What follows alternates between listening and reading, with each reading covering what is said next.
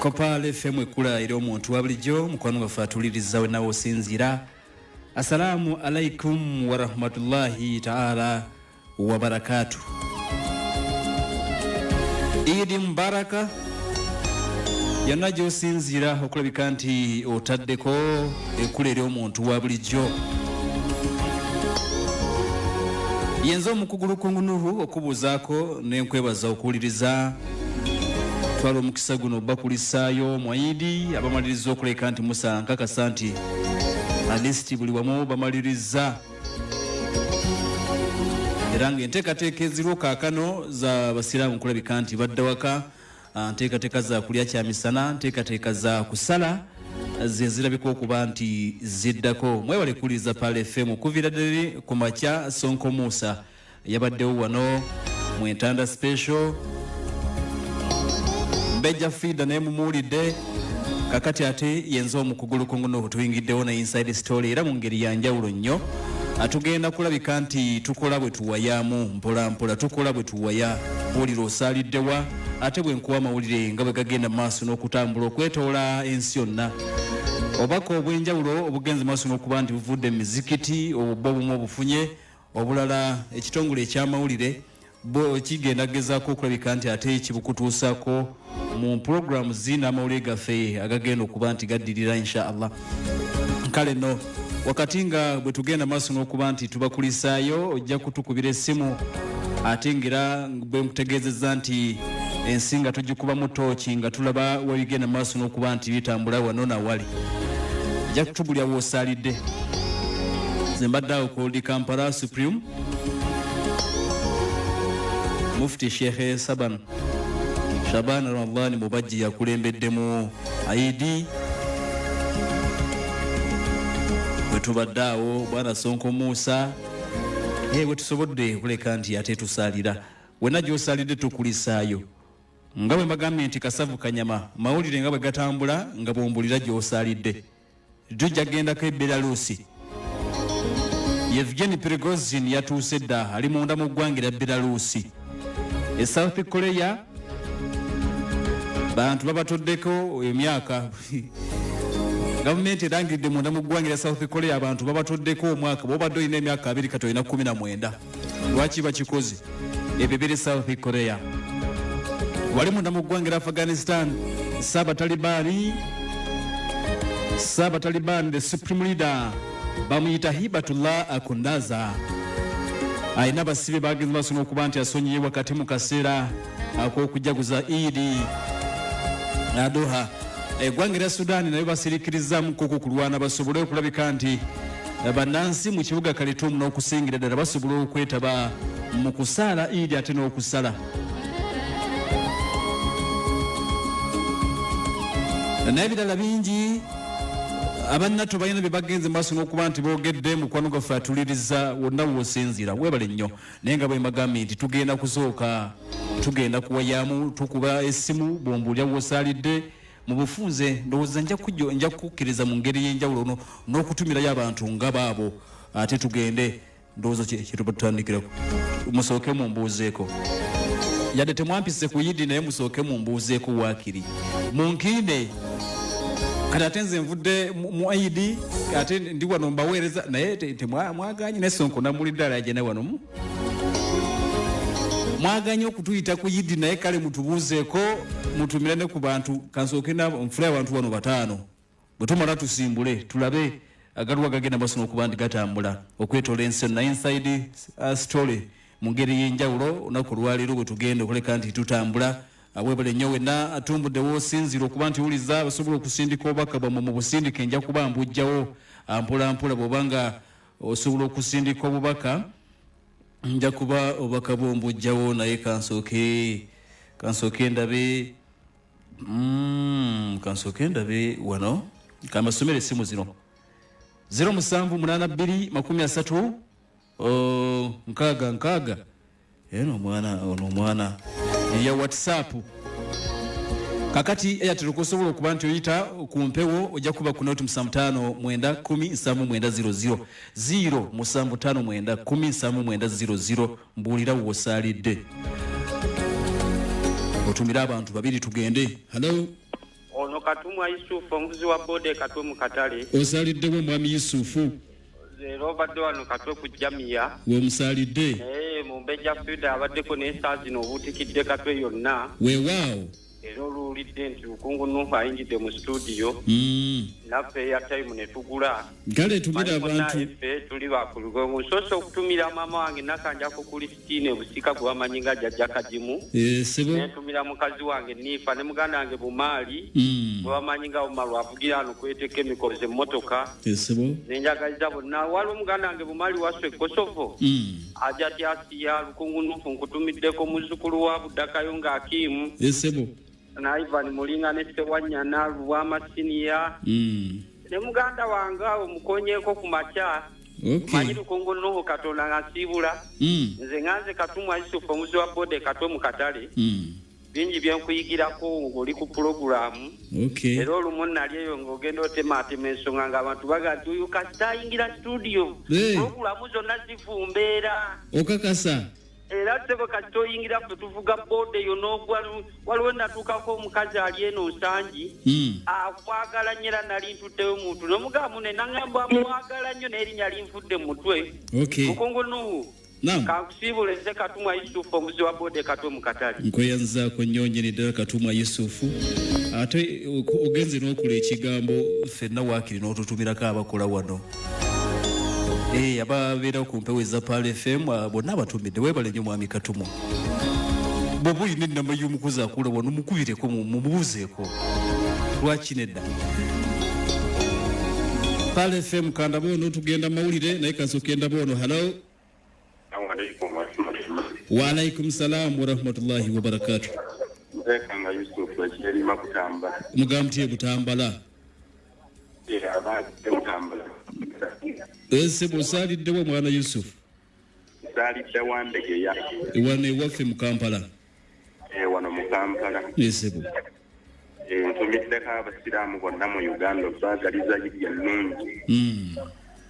Sabira n'abantu abali mu nsi ng'abali mu Sudan Allah ayongere okubatebenkereza embeera. Allahumma amin. N'abantu bonna abali ttiimu Russia mbaagala nnyo. Abali ttiimu ki? Ttiimu Russia. Kale sebo. Abali ttiimu Russia batumiddeko. Tulina kitwagala okuteekateeka tujja kukibabuulira maaso awo kubanga ndowooza twetaaga tubayitemukko tulabe bwana Kayongo Hakimu, bwana Matovuudu, bwana Sonko Musa ne ttiimu Gulf team tujja kubaako ndowooza kye tugira tulabe ani asinga ani. Bwana Matovuudu enteekateeka eyo gigire ebenga etambula bulungi tulabe. Hello. Ejjebale ko sebo. Webale sebo kutuuliriza. Sebo. Olugendo kone Amanya Johnson gwesimu nkubidde gayaza. Mugamu kyawe gayaza. Tuli bulungi. Muli bulungi. Mani njagala kutumirako. Tugira abantu babiri nkute sebo. Kumirako emase mubende. Nebene ne mubende. Kale webale nnyo webale ddala mwebale kuliza kati balangena kubaddira abalala ndowooza kambadire kansooke mbawegana agasa abatalibani naye ono agambye nedda sooka onzijewo. Hello. Omukugu Lukungu Nuuhu. Wangi sebo. Webale kuweereza ggwanga sebo. Gali sebo webale kutuuliriza. Ono Kajumba Joseph wane ekazo. Sebo mugamu ekazo tujja ku kisaawa awo. Tubalindiridde ng'ambaga. Omupiira weeguli temusubwa. Kaakati kanjagiriza abasiraamu bonna Eid ennungi. Sebo. Waliwo omwami Shabani ebuwalula. Waliwo Sheeka Nsanje ekazo. Na bonna abatuuze b'ekazo kambagaliza Eid ennungi. Weewaawo nkweyanzege. Kale no tugenda kutandikira ku wali munda mu ggwanga ereetibwa erya Afghanistan. Essimu ngenda kuzifuna temufaayo mu maaso ngenda zibongera naye katujja obubaka buno banafa ba MTN batuusaako programu eno then oluvannyuma tugenda kuba tutandikira Kabul mu Afghanistan. Owayegwe esimu yange ojje kuya kikukyaki? Battery badde judde naawe eri ku 100%. Girekeeko njagala ku 200%. Eno offer ya Manda mobile empya nkambwe boy. Leero internet yonna ngenda kuginyumirwa sivaako. Koleza gula sim card ya Manda mobile ku 2,000 zokka. Ejjirako MBs ez'obwerere, eddakiika ez'obwerere, SMS ez'obwerere ne momo obwerere. Osobola n'okufuna bando ya GB 2 okumala wiiki ku 15,000 zokka. Okukozesa line ye ya Manda mobile nyiga *149# oba genda ku Manda app. Manda mobile. Koleza ekolera wansi w'amateeka ga UCC. Pale FM ekulera omuntu wa bulijjo Inside Story Special onakuno olwa Eid Adhua. Kale n'ekibuga ekitibwa Kabul mukwano gwaffe eggwanga eritibwa Afghanistan gitandikidde nga tugezaako okwetegereza bwe bigenda maaso n'okuba nti bitambula side eyo. Supreme Leader omukulembeze w'okuntikko munda mu ggwanga eryo bamuyita Eid Adhua akundaza. Osobola okumuyita Eid Adhua akundi zada.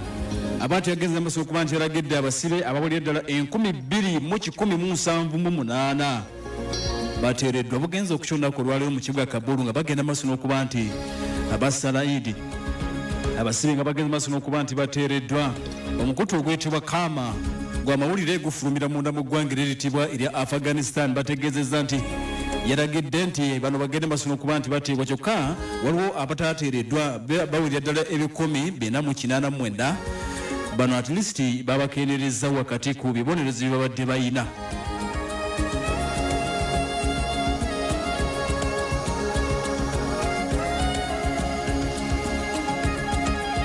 Kale nno yoyo bamuyita Eid Adhua akundi zada Supreme Leader ow'eggwanga eritibwa erya Afghanistan. Tatera kwogera nnyo munda mu ggwanga lya Afghanistan naye nga ye mukulembeze ow'okuntikko.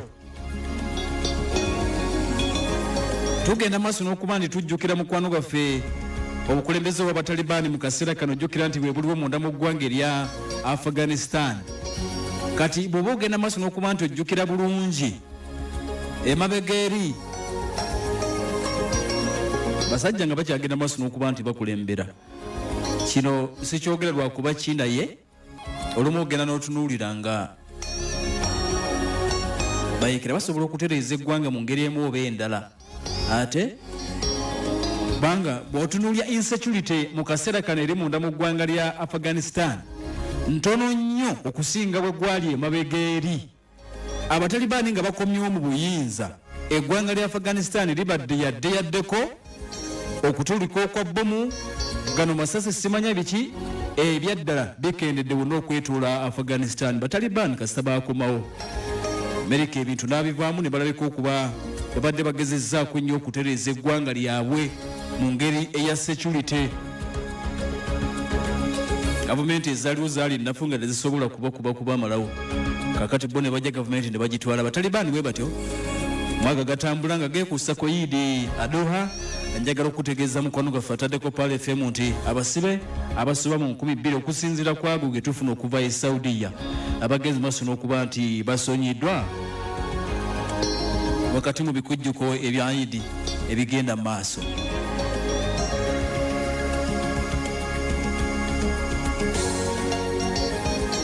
Tegeka essimu yo ngenda kukomawo emabegaawo, ngenda kukomawo oddemu okuba essimu gwe gitegeke.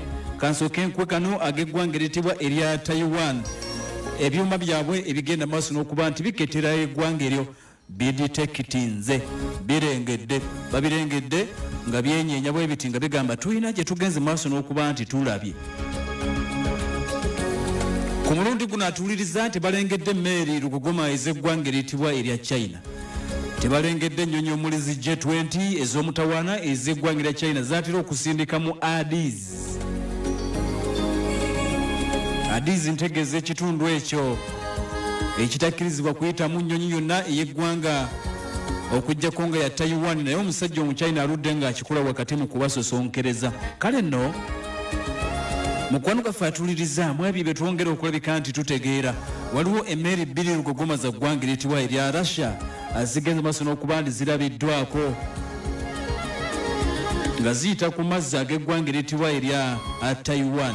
Ministry of National Defense byakwerinda bya ggwanga bafulumizaako statement ne bategeeza nti frigates 2 ez'eggwanga lino eriyitibwa erya Russia zibadde zigenda maaso n'okutambula nga ziseeyeeya ku mazzi ziva mu kitundu eky'amaserengeta bwe zambuka mu kitundu ekyamambuka Eastern Coast eggwanga eriyitibwa erya Taiwan. Era nga bwe batera okukola kasita babaako ne kye bagenze maaso n'okwekengera badipatinga ennyonyi ne ku mulundi guno basobodde okuzitula ennyonyi okwongera okwetegereza zino zabadde zigenda maaso n'okuba nti zigezaako okukola ki.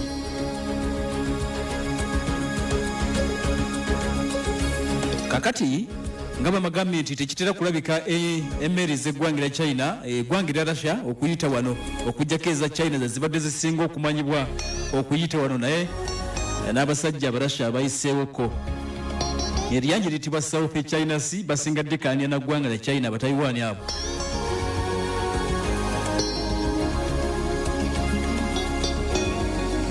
Kale n'omusajja oyo mu Russia ziyisizaawo era bagamba nti babadde ku missoni zaabwe zibatera okukola long range sea crossing.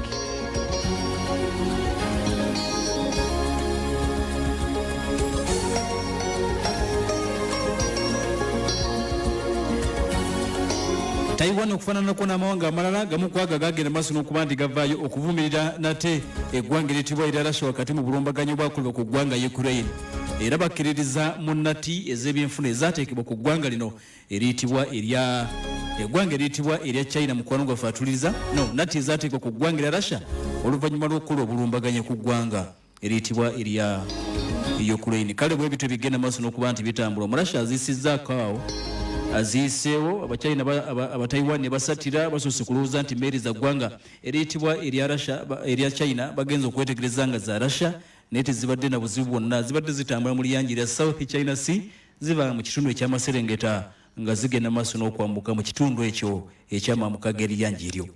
Weewale tuwuliriza ataddeko Pal FM.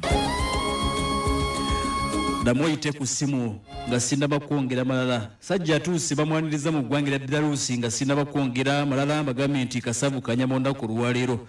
Nkuwa amawulire nga bwe gatambula okwetoola ensi yonna ate nga naawe bwe nkuwa omukisa okulisaayo abantu mu Eid n'okutumira ku b'oyagala. Pal, hello. Sebu. Eid Mubaraka. Takabalullah minna wa minkum.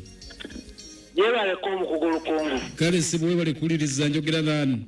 Ono bamita Salo Muserenyigo ng'ali mu lugo ene Busukuma. Ne Sebu. Nkwagaliza olunaku olulungi n'abawuliriza ba Palo bonna. Nange nkwagaliza Sebu. Amina. Okay, kafunono, hello. Kale Sebu Omukugu Lukungu Nuuhu. Wandi Sebu. Webale kusala Idi. Kale Sebu gosalidde wa? Ono Inamani. Sebu. Semana Inamani nze mbagaliza bwagaliza baganda bange Abasiraamu. Okay, webale kutwagaliza mwami Inamani. Naye mune gwe gusoose okuyita mune kankubuuzeeyo kamu. Omuganda waffe ono yaddawa. Aliwa. Muzzukulu wa Mugema Katumba Gerard. Katumba ojja kuba omuwulira. Alhamdulillah. Zeni abasajja abo lwaki? Alo? Nkuwulira. Lwaki abasajja abo abanato tebasalako omulundi gumu omusajja? Ne bamaliriza ekintu kubanga abannaye ttiimu nato twagala kugenda kulikonsibasinga mu gwe kyoyogerako okimanyi ngolowooza gwe balumba muteno ono omwana kyayo ono omwana nja kuddamu maaso awo kasooka enfuna musimu. Hello Pal. Amazima gakuna. Hello Pal. Hello, assalamu alaikum wa rahmatullahi wa barakatuh. Wa alaikum salam wa rahmatullahi wa barakatuh. Agambye atya Omukugu? Ndi bulungi alhamdulillah. Ono bamuyita Abu Talha Yusuf okuva wano Dubai. Okubidde Dubai? Sebo. Mugamba mutye Dubai awo? Alhamdulillah omusana guli wano gutwokya. Woli bulungi ogirengera? Girabako n'agange. Ogirengera? Eso. Musadde sawa nga mmeka wamwe Dubai? Dubai tusadde ziwadde 11 dakiika 5. 11 dakiika 5. Buba bukedde. Buba bwakedde ddala era omusana guba tegunnavaayo bulungi. Okay, ne waffe Kampala ovaawa, Uganda ovaawa watumire bakuwulire.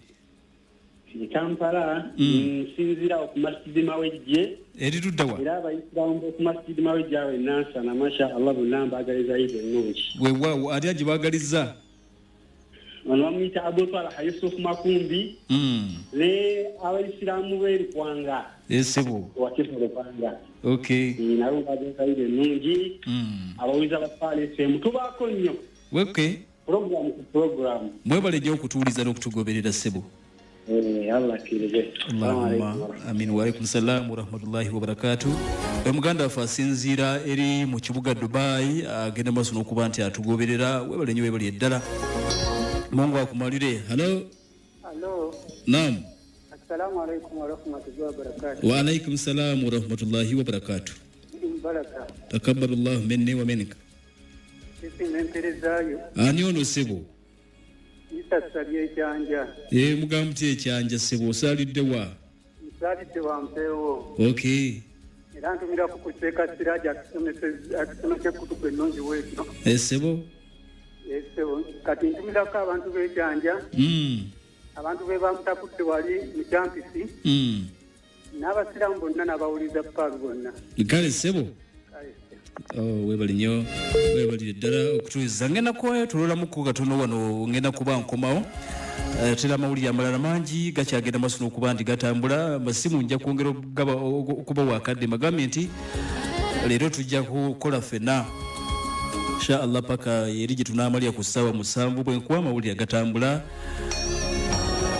then bwe tukomawo tugenda Belarus awo tulabe ekiriwo naye katusooke tukole ku tujja obubaka buno then tugenda kulabika nti ate tweyongerayo tuli mu inside story special mu ngeri y'enjawulo ennyo olunaku luno olwa Eid Adhua. Assalamu alaikum kankomawo.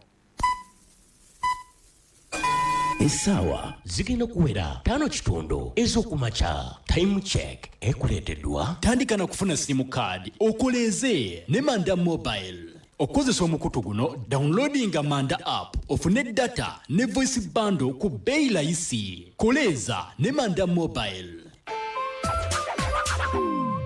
Bannayuganda bakakalukanye basindiikirizibwa obwagazi okutuukiriza ebirooto byabwe. Ku MTN tusikirizibwa olw'obuyiiya kusana okukkiriza nti okukakaalukana okulungi kwetaaga kakuyambako. N'olwekyo tujja kuwa obuyambi bwe weetaaga okola n'ebisinga kubanga nga tuli wamu tetuyimirizika. Everywhere you go, MTN erungamizibwa ekitongole ki Uganda Communications Commission. Owayegwe esimu yangu ojja kuya kikukyakyo. Battery badde ejjudde naawe eri ku 100%. Girekeeko njagala ku 200%. Eno offer ya Manda Mobile empya nkambwe boy. Leero internet yonna ngenda kuginyumirwa sivaako. Koleza gula sim card ya Manda Mobile ku 2000 zokka. Ejjirako MBs ez'obwerere, eddakiika ez'obwerere, SMS ez'obwerere ne momo w'obwerere. Osobola n'okufuna bando ya GB 2 okumala wiiki ku 5000 zokka. Okukozesa line ye ya Manda Mobile nyiga *149# oba genda ku Manda app. Manda Mobile koleza ekolera wansi w'amateeka ga UCC. Okay, mwebale nnyo mwebale ddala akaseera kano njagala kukutwalako wali Kasozi ekibuli omulangira Kasimu na Kibinge bantegezaako nti atandise okwogera katusooke tufune ebigambo bye then oluvannyuma tugenda kulabika nti tweyongerayo. Abali Kasimu kijja abali mukolo ejokumaliriza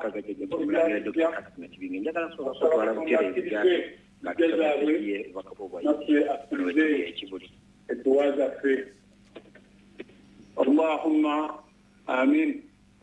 Nanga batumanyi Eid Adhua, Eid ya kusadaka, Eid ya kusala bisoro, Eid ya kwenenya, ya kwe kusanyuka na kudda eri Mukama Katonda.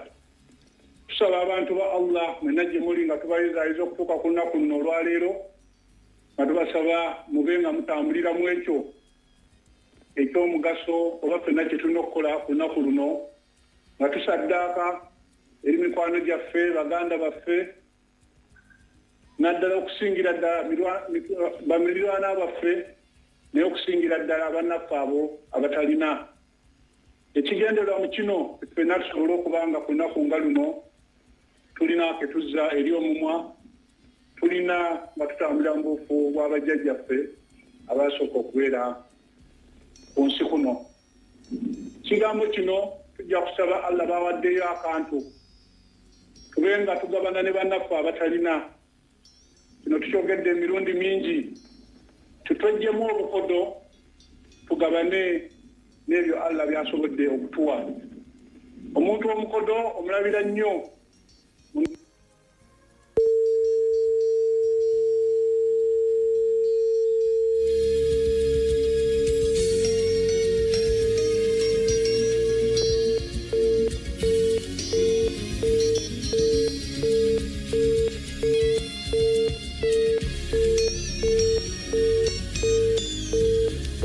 tukyawuliriza mukadde waffe omulangira Kasimu Nakibinge bwana Ali damu eteoko ku line tetuddemu tumufune.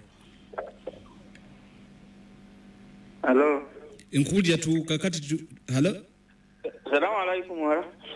No tuli kibuli musooke mulindeko tuddemu tufune mubiru Ali tutuuseeko bakawa mukadde waffe njagala nnyo naam okubeebaza tuzeemu mufuna abasobodde okubeerawo lunaku lwa Sande nga tujaguza nga tujjukira emirimu bajjajjaffe gye baakola okusimba n'okutumbula eddiini yaffe eno ey'obusiraamu. Twebaza nnyo mwenna abasobodde okubeerawo nga bwe mba mulimu tetwayize mu mikolo gino ffenna tukole lilla Allah ajja tweyimirira ebikoleddwa kijjagasa abanajja oluvannyuma nga tuvuddewo. Bano senga baali tebakoze bye baakola nga babikola lilla emikisa mingi ekifaananyi ky'obusiraamu mu ggwanga lino kyandibadde kifaanana bulala ekyandifaananye ng'olwaleero bwe kiri era okuba nga eddiini eno tugyeyagaliramu. Tubeebaza bannaffe mwenna mwebale kutukwatirako mwebale kujja Allah mwenna buli omu amusasule bulungi bwereere. Olwaleero we tutuukidde wano tutwala omukisa guno okusaasira bannayuganda abalina abantu baabwe be baafiirwa mu basirikale abaafiira e Somalia abafiiridde mu bulumbaganyi e Kasese n'abo bannaffe abafiiriddwako abantu baabwe mu bitundu ebitali bimu eby'eggwanga gamba ng'emitiana waddeyo obubbi obutaggwa e Masaka ebijambiya byetanga ebiri mu ffenzi endala n'ebitundu ebitali bimu.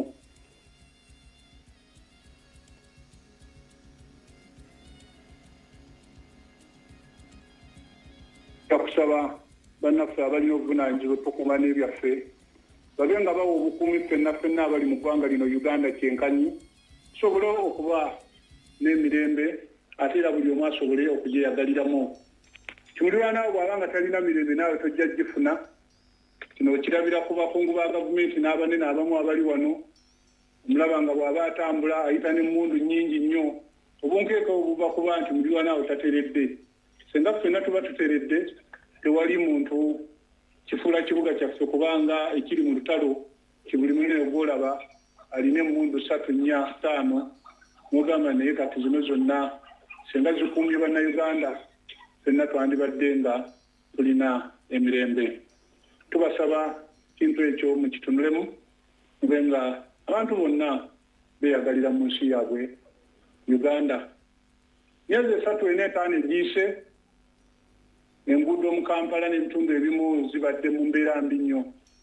Njagala okusiima omulimu ogukoleddwa okugezaako kuba ebiraka wano ne wali tusobole okuba nga tutambula nga tetulina nnyo buzibu mu nguudo zaffe ez'e Kampala. Ekyennyamiza nti kolansi ate bamukuba mu ttaka simanyi bbanga ki ekyo ekikoleddwa ekinasobola kuwangaala naye nga tusiima ako akatono akakoleddwa oba oliawo mu bageti mulimu ssente ezaateereddwamu okubanga ddala enguudo zino zikolebwa ddala ffenna ne tubanga tutambulirako nga tuzeesiimisa. Olwaleero lunaku lwa kusala bisolo n'ennaku eziddako twagala bakooya nnyo twabatuuza ku lunaku olwa Sande. Ebigambo byaffe tebijja kuba bingi. Twebaza mwenna abasobodde okujja n'okusaala Idi nga tusaba Katonda mwenna buli omu abenga amuwa mirembe. Ffenna olunaku lwa Idi lunaku lwa kusanyuka si lwa kukola naye okujjako bana bannaffe ababeera mu service industry nga bannamawulire bano bokka be balina enkizo okubanga bo basigala bakola ku lunaku zino ennaku eza Idi. Tubata mangu musobole okuddayo mubeere ne famire zammwe n'ab'omu maka muleme ate gamba nti twabasuyisiza wano omuntu n'ava wano ku ssaawa 5 n'atuuka ewuwe 12 n'agamba aludde wa mbuga. Kyondoza nakyo si kituufu. Tubata mangu musobole okubeera n'abantu b'omu nnyumba yammwe. Bokka bano ab'omu service industry be balina enkizo okusigala nga bakola. N'emikwano gyange empira bulago bambega abo bo tebava ku mulimu balina okusigala nga bakola. Naye simanyi lwaki bamala obudde kunze kubanga byenjogera mu lwatu byenjogera mu kyama ate ne bw'onojja wano n'otuuka bakamaabo kubanga TV kweziri biba byatuuseeyo dda. Kale tubaaniriza naye nga mwebala omulimu gw'omukola naye obuzibu bwonna ate kujweteka ate nakulinda musiraamu ng'asaala ali ku sujudu n'oyagala awulire ebyaloopa ewa Mukama Katonda.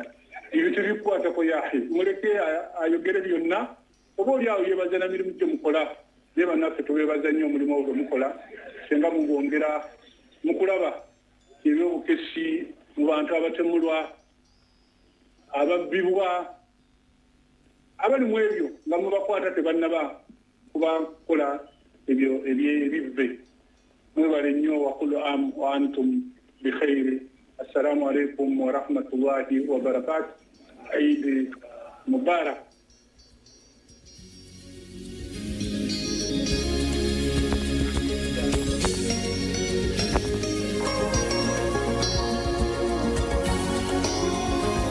Tuvudde mu bubaka bwa mukadde waffe omulangira Kasimu Nakibinge okuva ali Kasozi Ekiwuli. Obubaka mubuulidde ebigambo sigenda kubiddamu naye nyumiddwa nnyo wagambidde ku Bambega. Baba abeebazizza emirimu Bambega. Gavumenti agijjukiza ku by'enguudo n'agyebaza okuteeka ettaka mu kolansi. Nakyo mukiwulidde. Ate era abakulu abajjukiza nti security emundu ze muteeka ku bantu nga mukuuma abantu nga tulinga abali Somalia zikuume bannayuganda security etereere. Ebisigadde munnange mubiru ali gyali agenda kuvaayo abikuŋŋaanyiza byonna naye nga mwebale nnyo okuwuliriza mikwano. Kati mbakolere ki abakuba mbakolere ki? Hello? Esibu. Assalamu alaikum wa rahmatullah. Wa alaikum salaam wa rahmatullah. Mwana Lukungu Nuuhu wekeyanza nnyo okuweereza. Kale Ssebo njogera ku naani? Nadduka oyo nadduka. Kafuneyo omuntu omu yekka bw'ati babiri. Mmale okugira ddala obubaka buno kubanga twali tuli mu kubujjawo speech ya mulangira n'etandika. Then bwe tumala mbatwaleko Irasha. In fact Belarus kubanga omusajja yatuuse dda ono gwe bayita Prigozhin Viktorovic Yevgeny. Pal FM. Assalamu alaikum wa rahmatullah. Wa alaikum salaam wa rahmatullahi wa barakatuh. Ntali isime ebunjako. Omugamu tie ebunjako Ssebo.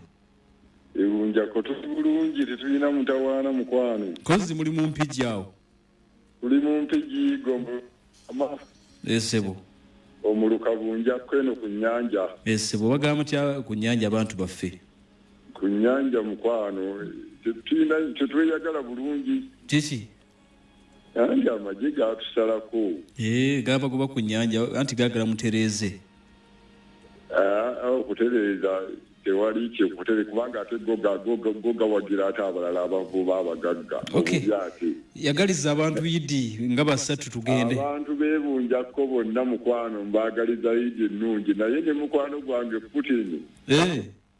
mwagaliza Idi yadde bamukanzeemu. Mukwano gwo nnyo Vladimir. N'oyo Porogozini naye mukwano gwange. Omanyi Omumerika oyo yantama. Simwagala bulungi munnange. Kale sibu. Webale nnyo sibu tugendagende wa Porogozini oyo tulabe. Bwana Sonko Musa owulira. Sonko Musa kyenagamba owulira abantu ffe tuludde obbawo enteekateeka naye ndowooza owulira. Oyo atumidde ne ku Putini n'atumira ne ku Porogozini. Tugenda bateekerateekera mujja kuwulira. Kanfuna ono asembayo nsooke nzigyewo obubaka. Hello? Wa alaikum salaam wa rahmatullahi wa barakatuh. Kayondo twongere ku ddoboozi sebo. Sebo inarusugga Gaza Road. Mukozi muli kulidde busiika. Okay, lidde buwambo wagamba ki abawuliriza baffe?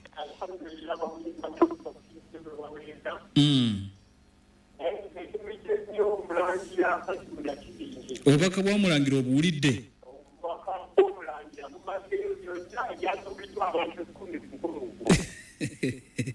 Era nga bulijjo buba bwanjawulo obubwe.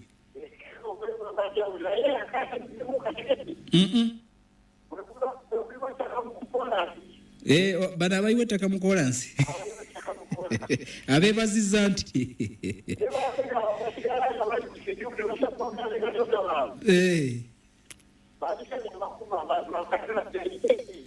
nkusiibudde kankusiibule. Waalaikum salaam wa rahmatullahi wa barakatuh. Webale nnyo. Kati mukkirize obudde bwe tusigazza tujjewo bubaka babaka baffe bano nakubulira mawulire malala. Ngenda bujjayo dakika ziringa 2-3 then bwe tumukomawo tusooke tugende Belarusi. Nja kuba mbaddira wali inshallah ku ssaawa 5 yongera okusindika obubaka bwo oba ku WhatsApp oba ku simu mu ngeri ya SMS. Then tugenda kuba ati tukomawo ssaawa 5 wenzirira obubaka. Kati nzijjawo bakababaka mubange buno immediately bwe nkomawo nga tugenda mu kibuga Minsk Belarus essajja kyaddaaki lyatuuse eryabadde liyoyiza mukwano gwa Putin. Lino yidi ligikwatidde eri mu Belarus. Katukomewo tulabe.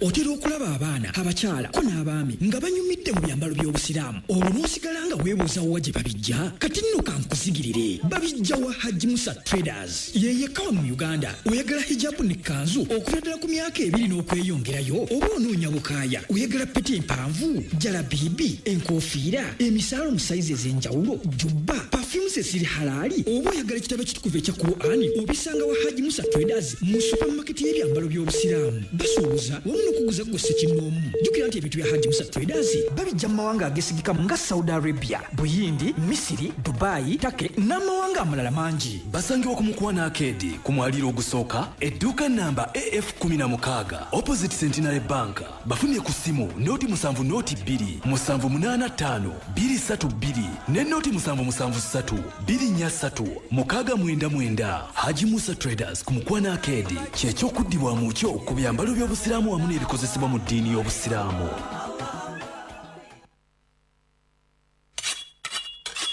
Nze Umaru omukinjaja asinga mu kibuga osobola okumpita original meatman oba cowboy nga nkozesa MTN nfuna obuwagizi bwe neetaaga okukuza bucha yange. Kati abantu bonna mu kibuga enjala bwe baluma bakubira omusajja omu assistant wange kati alina order 2 ze nnina okukolako.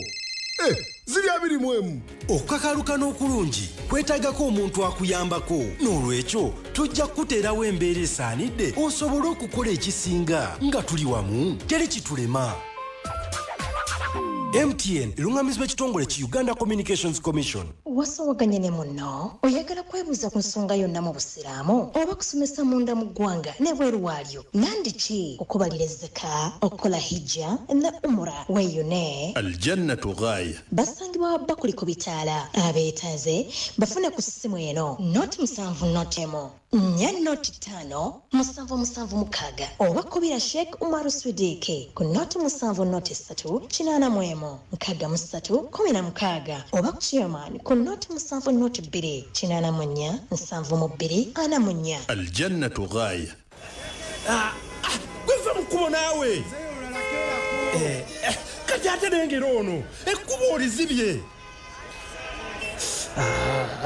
obudde bunkutte kati ate laba noono ng'okozesa MTN momo osobola okuwona akavuyo n'edduka w'okuzza abaana ku ssomero weewala akalipagano k'ebidduka ennyiriri empanvu n'okuzunga ng'osasula school fees nyiga star 165 star 8 noti hashi oba kozesa momo app okusasula fees mu ngeri ennyangu eyeesigika ate ey'omulembe. MTN enkola n'obukwakulizo bigobererwa. MTN mobile money erungamizibwa banka enkulu eya Uganda.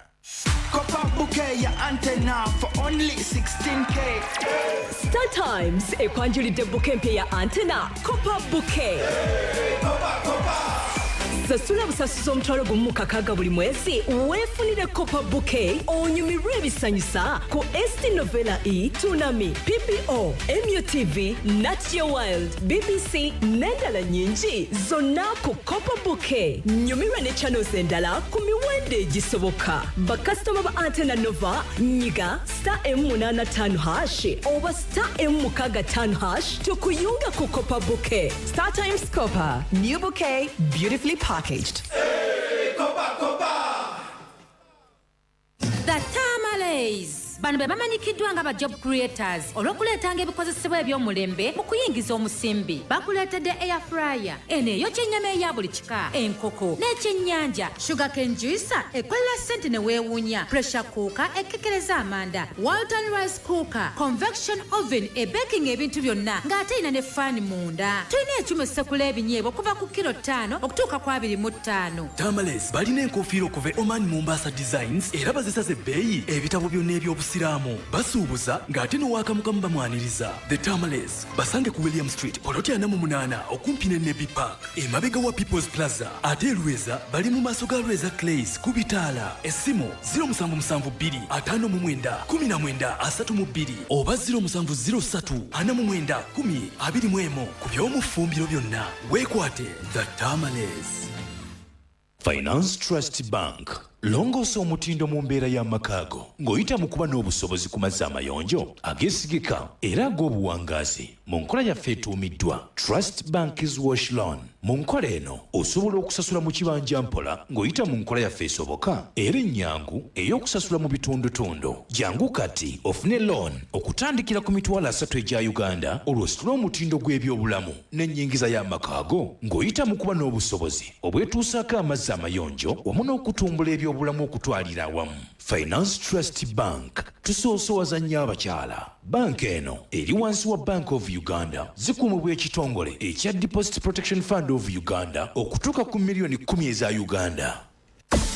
Okuva ku nguudo z'ekibuga Kampala okutuukira ddala mu masoso g'ebyalo ku bizinga n'emitala w'amayanja kati ejjengo lyaffe lituuka buli wamu era tuluutikidde ensi yonna. PAL FM at 12. Amawulire agakagwawo mu mawulire gaffe leero MTN erongoseza mu daily voice bando zaayo. Kati osobola okukuba ku mikutu gyonna ku muwendo gwe gumu. Kati osobola okwogera ne Goleti Kasobe, Amos Embalala, Obi Ekkulu ne Isima Ejjinja ku bando y'emu. Ababaddewo bagamba nti kino tebakirabangako.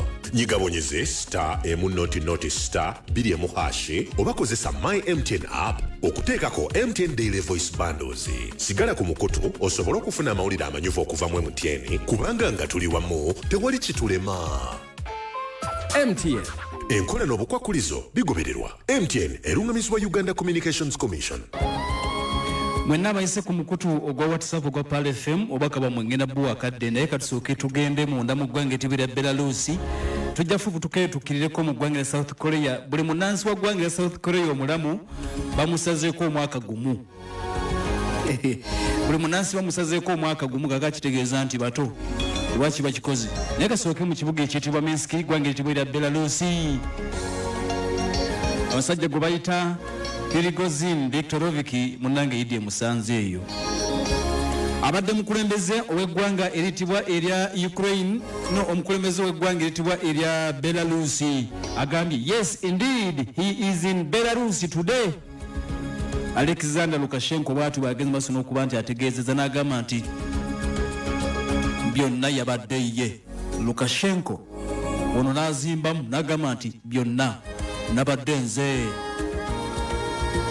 Jjukira nti kasookeddenga March for Freedom egenda maaso n'okuba nti esazibwamu ye ne basajja be baali bategese okutambula okuva mu kibuga ekiyitibwa Rostov nga boolekera ekibuga ekiyitibwa Moscow, kyokka oluvannyuma ne bagenda maaso n'okuba nti babisazaamu. Akomwa okulabaako akawungeezi essaawa zaalinga 2 ye n'abasirikale be nga bava mu kibuga ekiyitibwa Rostov nga boolekera awantu awadde tewamanyiddwa n'okutuusa olunaku olwaleero. Bava e Rostov akawungeezi, bannansi babawuubira bakutte bendereza eggwanga erya Russia. Bannansi balabwako ku makubo nga bakutte bendera ez'ekibinja kino ekiyitibwa Wagner nga bagezaako bakubira mu ngalo. Abasirikale aba Wagner nga bagezaako okwekuba selfies mu mbeera ey'okulaga nti baali balina kye batuuseeko. Kale okubonako lutubadde tetumanyi wawaali ng'ali mu kava. Kati bw'oba ojjukira bulungi amakya g'olunaku olwajjo bwagenza okukyanga omusajja ono atuweereza akatambi tekabadde ka bifaananyi, kabadde katambi ka maloboozi ng'agezaako okuwa highlight ku ebyo byonna ebyali olunaku olw'omukaaga. Kale n'omukono gwaffe atuliriza bwabadde nabadde wano mu Inside Story nga naatera okunyuka ne mbategeeza nti ennyonyi eyabadde esuubirwa okubeeramu Prigozhin, Mafia, Kifeesi, Komando yabadde erekedde okutuuka mu kibuga ekiyitibwa Minsk era ennyonyi yalabiddwako nga tetunnamanya omukulu emuleese oba nedda. Finally njagala okubategeeza nti alangiri n'agamba nti atuuse. Agambye nti mu byonna, Lukashenko agambye nti mu byonna nze nabadde wakati mu kintu, yenze nabadde wakati mu kintu, era agamba nti ye yakuba essimu n'akubira omusajja ono.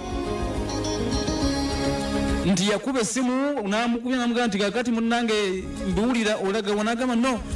Bwe yamukubira yasooka kwekambuwaza. Lukashenko agambye mbu bwe yakubira musajja mukulu gwe bayita Prigozhin yasooka kwekambuwaza nti nze mundeke nnumbe nje faafagana n'omuntu lwaki baagala tusaanyaawo, lwaki batukubye roketi katutambule tuve Rostov. Lukashenko ndeka katugende Moscow ndeka tugende. Lukashenko yabitugambye agambye nti omusajja nakanya mwegayira ng'agamba nti yalumba ne mugamba nti naye gy'olumba omanyiiyo.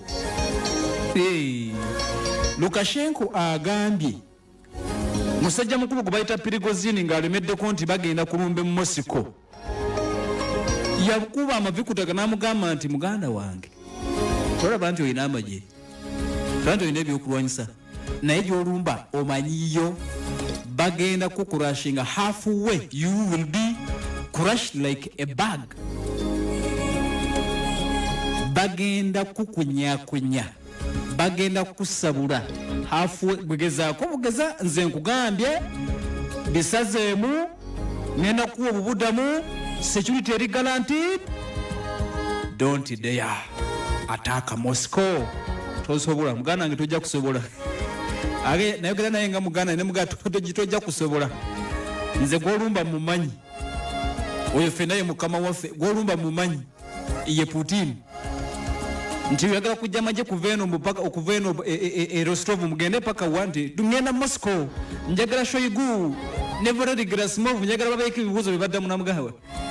Tojja kusobola. Bamugezi biveeko muganda wange. Halfway tosobola. Kale no Lukashenko agamba nti oluvannyuma lw'okwogerezeganya okumala akaseera ku ssimu kyaddaaki omukulu yawuliriza n'agamba waayi kankoleki kankuwulirizeeko era n'agenda maaso n'okuba nti yakkiriza nadda emabega ne basajja be. Kale ekikulu mu byonna otegedde nti finally bamaze okulangirira nti atuuse. Tebannaba kutuwa yadde akafaananyi n'akamu akalaga nti atuuse, kyokka ng'ekigambo kya Pulezidenti Lukashenko tetusobola kukibuusabuusa. Amaze okulabika nti atukakasizza nti omukulu mutaka munda mu ggwanga eryo eriyitibwa erya Belarus. Kakati waliwo akasatiro mu NATO akongera kwongerako mu ssaawa ey'okubiri. Basatira aba NATO. Waliwo ensonga ennene lwaki balina okusatira, naye ate ensonga weri lwaki basatira. Kyokka njagala okutegeeza nti munda mu ggwanga erya Russia batadde option 3.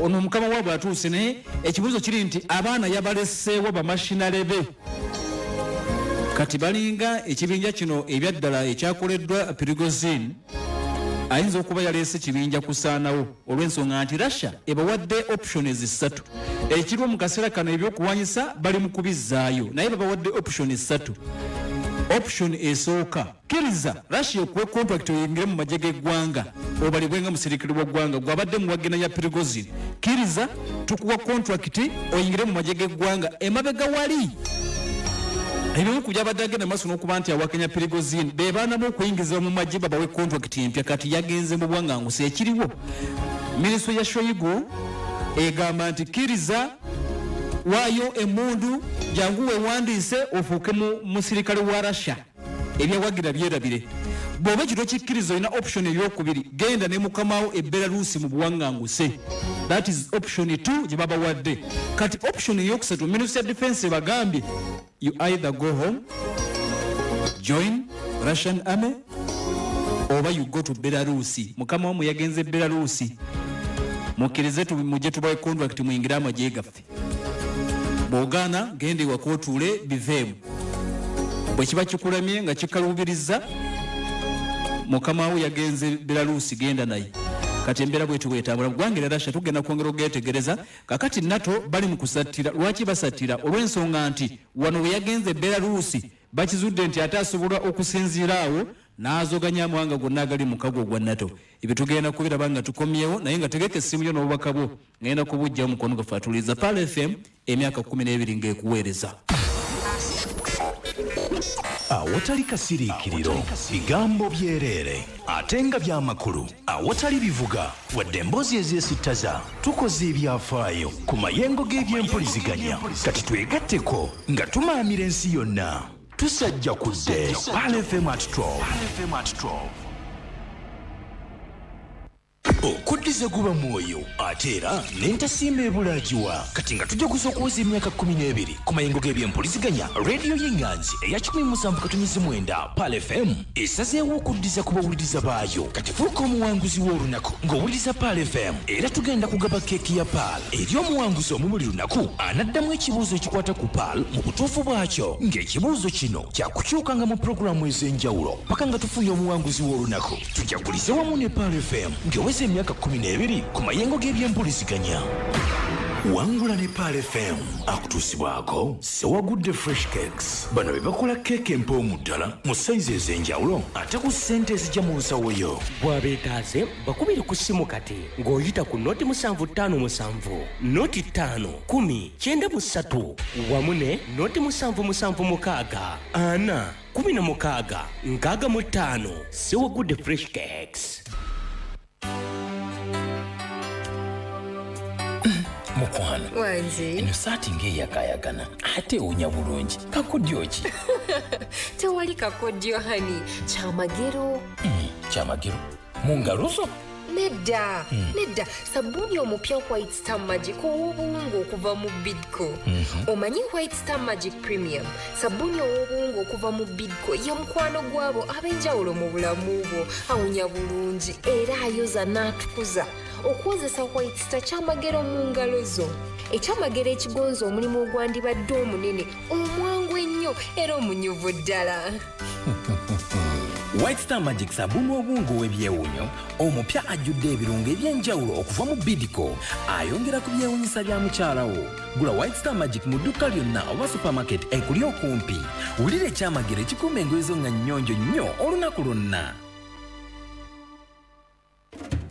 Pal FM nesikwadi ya yuka changa diba tukomyewo mu nsiike kuyidi eno genda kuzomweza 28 omwezi ogw'omukaaga 2023 tugenda kubeera ku kisaawe ekazo ku mupiira oguliko n'obugombe nga tutuuka ne ba tiktokers kati tukowola abantu b'ekawempe mwenna tula Kimumbasa Kiyanja Kinyarwanda Kidokolo Katogo Kazo Kanyanya Mpererwe Jinja Kaloli Kalerwe Bwayise na Bweru n'ebitundu ebikola kawempe byonna okujja okubeerawo mu bungi mubugirize Pal FM ng'etempula ba tiktokers ku idi eno omupiira gutandika kusaba mwendezo regulo olwo bwe guggwa tuyingire kirwana Eid Cup nga basambi bamwe abaliko mu mpaka z'amasaza nga batuuka ne Kawempe Select ku kisawe kazo ebirabo bingi ebyokuwangula mujje tujaguza olunaku lwa Eid mu ngeri eri halal ku kisawe kazo nga tuli wamu n'abakozi ba radio kabumbeza mikutu Pal FM bino byonna nga biwagiddwa Pal FM Pepsi ne Ali Sports Center bakafulu mu kutuusaako buli kalonda ow'ebyemizannyo abasangibwa ku Johnson Street ku Titanic Plaza. Eid Mubaraka fenna ekazo ku kisaawe. Golden Balls Daycare Nursery Primary School ebunamwaya somero ly'abawala n'abalenzi eritendeka omwana okusoma okuwandiika obulungi oluzungu okulwogera n'okuluwandiika eddiini n'empisa eri omwana wo tubifaako nnyo. Tulina emmotoka ezitambuza abaana okubaleeta kusobolera okubazzaayo awaka. Eriggwa omuzadde ng'omwana we oyagala tubeere naye omufune ku wiikendi naawe tweyune. Tusangibwa bunnamwaya Ngobe oba tukubire ku 0702 83 oba 0772 894 Golden Balls Daycare Nursery Primary School, the school of grammar. Bwofune niya okola hija ne umula looza ku kimu Tawakal Travel bano bakenkufu mu bino okutambuza obulungi wano neeri Antinyonyi 5 star okusula obulungi okutambuza abakadde n'abaliko obulemu kitundu ku bo abaana b'amasomero bana bizinesi kwotsa n'abakungu family holiday package bano bakozesa emikolo mu nkola ya nabbi entuufu. Tawakal Travel bagaba visa n'okugobera ku tiketi y'ennyonyi yonna gye weetaaga basomesa wamu n'okansolinga abali mu buzibu beeyune kati akatinisa tekakusibira ebweru. Tawakal Travel basangibwa wansi wa paaka enkadde Ben Kiwanuka Street ku Magoba Arcade omwaliro ogwokubiri awo ku muzikiti wennyini. Essimu 0704 94 10 oba 0772 64 293 0759 58 35 19 oba kuba 0758 nkaagamwemu 04 muwali Mayambala Dr. Chikambi Seka Sebaggala ne Dr. Uzaima. Tawakal Travel abo bibaana bamwe. Amawulire agakagwawo mu mawulire gaffe leero MTN erongoseza mu daily voice bando zaayo kati osobola okukuba ku mikutu gyonna ku muwendo gwe gumu. Kati osobola okwogera ne Goleti Kasobe Amosembalala Opi Eggulu ne Isima Ejjinja ku bando y'emu. Ababaddewo bagamba nti kino tebakirabangako. Nyigabonyeze star emu star 2 oba kozesa My MTN app okuteekako MTN daily voice bundles. Sigala ku mukutu osobola okufuna amawulire amanyuvu okuva mu MTN kubanga nga tuli wamu tewali kitulema. MTN enkola n'obukwakulizo bigobererwa. MTN erungamizibwa Uganda Communications Commission.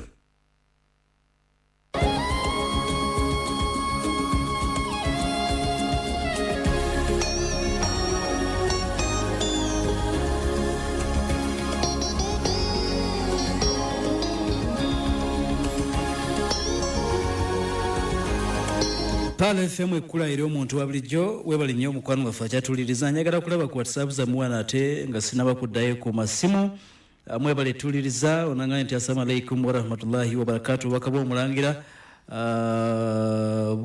bukulidde obwa Eid bonna Kasule Abdallah ku masjidi Rahman wali nansana sebwe bale nyebale ddala agenti omukugu ono Luzinda Sean Nsalide Kajansi webale nnyo webale dasi okutuliriza Othmani Arafati Nsubuga yena ngamba nti tutumbudde Othmani ngamba tutumbudde naye erinnya liriwa eneganya okulodinga. Eid Mubaraka Nyombi Sadi Kawempe Tula webale kutuliriza n'abalala mwenna bakanya kubambulengera ate mpola nze Othmani Entebbe lwaki okay wabali nnyo kuba nti otumbudde abalala bennengera wano nga sitinaba ate kuba nti tweyongerayo nga tunaba kweyongerayo abalala bennengedde wano nga bataddeku akaseera kano kennyini. Eid Mubaraka webali nnyo okuwuliriza muganda wange ye Atanasi Kalerwe Waliga Road agambye nti ntumiddeko abantu b'ebukoma nsimbi bonna. Bwana Sonko Musa nanga nti wano endamungona ku National Housing side mukona waliwo atunge ngati wana ataddeko Pal FM yambadde t-shirt ya navy blue webale nnyo olinanye basiikira ebyennyanja webale sebo okulaika nti atotuuliza Serunjo Jaivan Kalere buyamba kochi webale nnyo webale eddala okuwuliriza abagagga ababulidde mu nnyanja ag'ennyanja aganene kakati ga shark buluwero negonya tezabalya webale Ivan kati nababulidde jo update ekiriwo nti robot gye baleeta eri gye bayita Victor kakaaga ebadde ekyagezaako okunoonya wansi mu mazzi bakyagezaako okunoonya wansi mu mazzi balabe naye nga essuubi ttono ddala okusanga abagagga bano nga bakyali balamu mwebale kuliriza essaawa ziri 6 kwisa eddakiika 6 tugenda genda paka ssaawa zijja kuba 7 naye nga mwennawe osinziira ali ewaka ne famire yo nga ovudde ku Eid wonawe osaalidde munayo tukwebaza okuwuliriza muyite ku bantu bannange muyite ku bantu kyemisana ya obudde bwo buno bugenze kutuuka muyite ku bantu olaba nange temunnampita kati bweva wano ndagawa ennaku zino muyina engombe ya tugoyingewa kati ddala mumbuulire bwenva wano ngoyingawa nange simanyi ndagawa nange simanyi kasoke nfunayo ku basiraamu abalala wano then tudde mawulire Palo FM hello wanji wa alaikum salam wa rahmatullahi wa barakatuh yangwe ni wange ani unampise ona sabana ikatati wanende ndeje ndeje na kapande kama naye ndeje bangamba waliyo nyenfuufu ate njitya yakendera masha Allah tugenda ku basiraamu tugende zokusomera abasiraamu b'embeezi n'amasiba naye bano akama baali bakuvumbira gye bakubana kuyoka nnyo wangi bakuvumbira gye eri gye wali netusanyuka nnyo waliwo noono omulala Katumba bayaddawa Katumba ajja kudda ojja muwulira masha Allah nawe oli bwakumugugu twajja ffenna nze nali nkugoberera nnyo okay era nawuliza ekitegefu njongo ezere weewaawo naye tutiri oyo mutuwenga nnyo ebyafaayo byo tumwagalira ddala nawe omutumiddeko ng'oli mutumiddeko era ffe tubadde twagala oba mututegekera ku Vale otwawulire mufe mutugambe ekifutiri eno Abamerika eno tujja kusanyuka mutandise sonkowulira sonkowulira wa alaikum salam wa rahmatullahi wa barakatuh tujja kulaba ekyo bakolera kubanga ndowooza nasanze omwami mpereza ku message mukwano gwawe twabadde jju wali ku Alaska mpereza message omwami wekabwa bwe twabadde jjo ku kampuni yaffe etwala abantu ebweru mpereza message wangambye oli tiimu America nakwagadde nnyo ebintu obigoberera nnyo sebo mpereza ku message nkakasa nti kwoli wangambye gwe mwami Geoffrey ye tiimu America tiimu Ukraine namusanze awo nawulira nga afudde essanyu okundabako mwebale kutugoberera noza tujja kubaako nekyetubakolera katwogere tujja kwogera ne bwana Sozi twogere ne bwana Kayongo then tulabe kye tunaabakolera insha Allah hello nkale sebo ebale kuwuliriza ndamu okutuwuliriza sebo amanya nzero jaze tubagaza n'ekisibo ky'abasira okay tumira ku bantu nga babiri bwe bati nnyo abaana bange nisha tapalamoni netumira ebanamuteye kakati ntubira nnyo abantu abaguliza rediyo okay mbadde nkusaba ekirala batugambe bannaddeeni bannange batuyambe abaki bannaddeeni tusabire ku bantu ku famire z'abaana b'ebasiisi mu nkiga eyagwawo okay n'abantu bati mudda bali Masaka tubasabire tufukamira abasiraamu n'abaddiini amala bonna bonna abantu bali mu mbeera embi masha Allah mukama kuweereza nawulidde jjo ku bubaka bwa Ssaabasajja bwe yaweereza okwagaliza abasiraamu bonna Eid nnungi bwabaddemu okubiriza bannaddiini okusabira ennyo abaana babeekaseese abagenda masiro okuba nti baatirimbulwa kulwakizzeemukko wano tugenda okuddayo mawulire amalala naye kansooka enfune bano mpulye kye bagamba hello wa alaikum wa rahmatullahi wa barakatuh wa alaikum salam wa rahmatullahi wa barakatuh Zambote mukongo wange Lukungu Nuuhu. Alhamdulillah ogamba otya ssebo. Nzeno kyogamba oli musimanya kubedde ssebo nze ng'olese gy'wafudde ssebo nze nalina kukubira kuva eri mabega. Gw'oli w'e Masaka? Siri w'e Masaka nabeerayo ke Masaka katono naye. N'omusajja munnabo ndi wano mu Kyaddondo ssebo. Ssebo. Nze nakuulirako e Masaka era ng'ekintu okikuba kati ate we wajja nate ne kitabuka naye nze nasanyuka nnyo. Weebale ssebo. Ng'ate olumbye sayidi ene waffe ddala ku leediyo ensajja mu nsajja. Weebale kugiwuliriza myaka 12. Kabukoza Dawuda nkugoberedde era onnyumira nnyo mazima gali tetujja bayiwayo mutegekeyo olubuto lwa waka mu kakasi. Musa ugambe Kayonga Kimu najja kawona enkimande keke yange n'enkuteega naye tewaliwo. Weewa sitira mulanga nziruka. Ng'ofubutuka ye nali awo ne ŋŋamba akolo tewakola Sonko ye yakola. Tawaliwo ne nali nzije kutayiza nkulabe naye nga abantu bakwagala Lukungu Nuuhu kugoge mazima. Mwebalire ddala. Kira ka moment kamuntu ali kumpewo ne tulinda naye n'omala eddakiika nga 2 nga tokomye ne tugamba omusajja waffe drone emututte. Ewa. Walina waka gwokola tuyinza ntugoberera.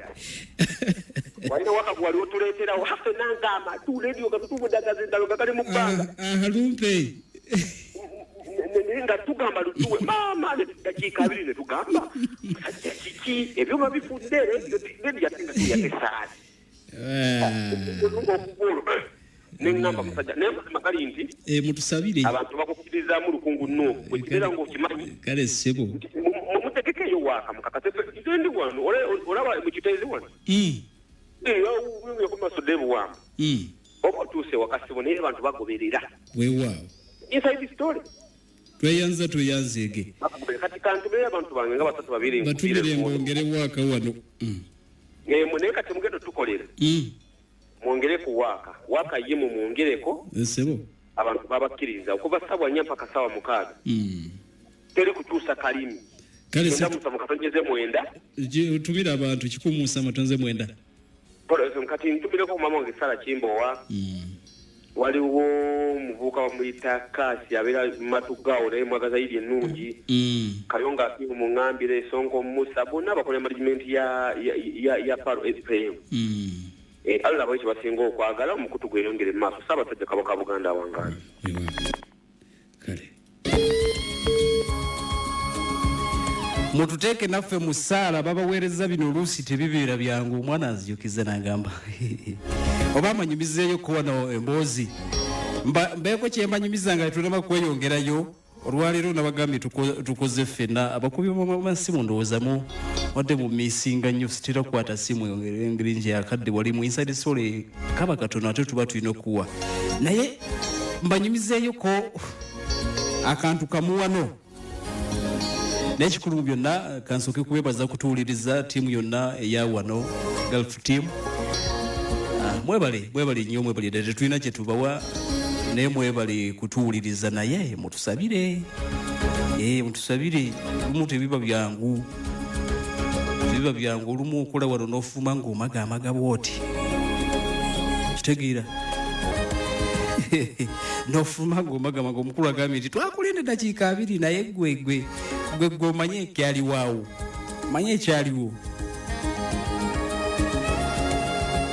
Era bw'ogenda ku leediyo okolera abantu omanya nti waliwo kakalyanga akatono wona onaagiriranga n'okola kino ofubutuka kati olumu ofuluma weebuzaabuza nogamba oba maneja abaddeko omukama wange abaddeko nonoonya woofubutukira kati bwe twali wali kamanyumizeyo kano bwe twali nga wali eri wetwafubutuka okujja wano kati obuzibu bwenasanganga mbanyumizamu katono tuddeyo nga bamuli Eid yammwe yadde mwaganye okumpita amasala njagasanga nze wonna wena gwekiriza naye kati manager obuzibu bwe bwalinga nga manager wakatengo nnyo ala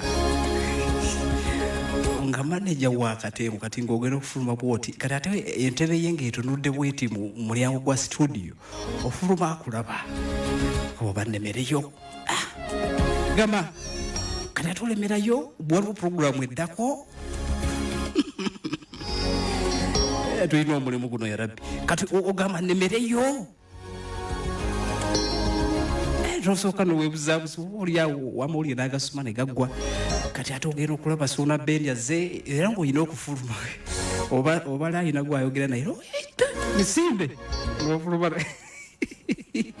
omanyi olina kyewayogedde naawe ng'otidde munogaba leero banzise oba oliawo munene bukya oba otuuka ewaka bwoti ogenda okulaba akasimu ka maneja kavuga noga yarabbi leero nfudde oba ate kati ate kiki okitegeera nomumba ndi ne bamasigirinya kumpewo mbozi ekuta akati anyumya kyomwana wange segirinya ali mukomera segirinya bamuleeta bamujeruzira bamuleeta wane emulago kati abaana ba social media abamu mubamanyi balina speed bata segirinya kati munenga twevaamu ne mwami mayinja oyo katugamba tunoonye mama wasegirinya nga mama wasegirinya ikago wakkiriza okulaba kusegirinya kati ndubawamba wambozi nja kudde mawulire kamanyumizeeko bino oluusi sitera binyumya naye kati munange nga tugamba mwami mayinja po nkubuuzizaako nnyo mukwano gwange mayinja Paulo sajja w'amaanyi oyo sekafalidi mpaji naawe nenkubuuzaako seruganda salamu alaikum nkwagaliza Eid ennungi ekimanyi oleka wagenze ddeeri wematanga eri mu buddu munywanyi wange sebutiko naye nkubuuzizaako semugenyi siraje salamu alaikum kati emunaye mayinja ponga nga mumanyi tukole ki tunonyuma muwasigirinya jatubuli yeye kalaba ku mulwadde ng'ayina bwino ayaya mama segirinya ng'ayina bwino naye yaggwa teyagwa babaletuliza mwena bataddeko Pala FM ekkolera omuntu wa bulijjo yenza Omukugu Lukungu Nuuhu mutwongere essaala Mungu asobola okuba nti atuwa obusobozi n'obuvumu baweereza bino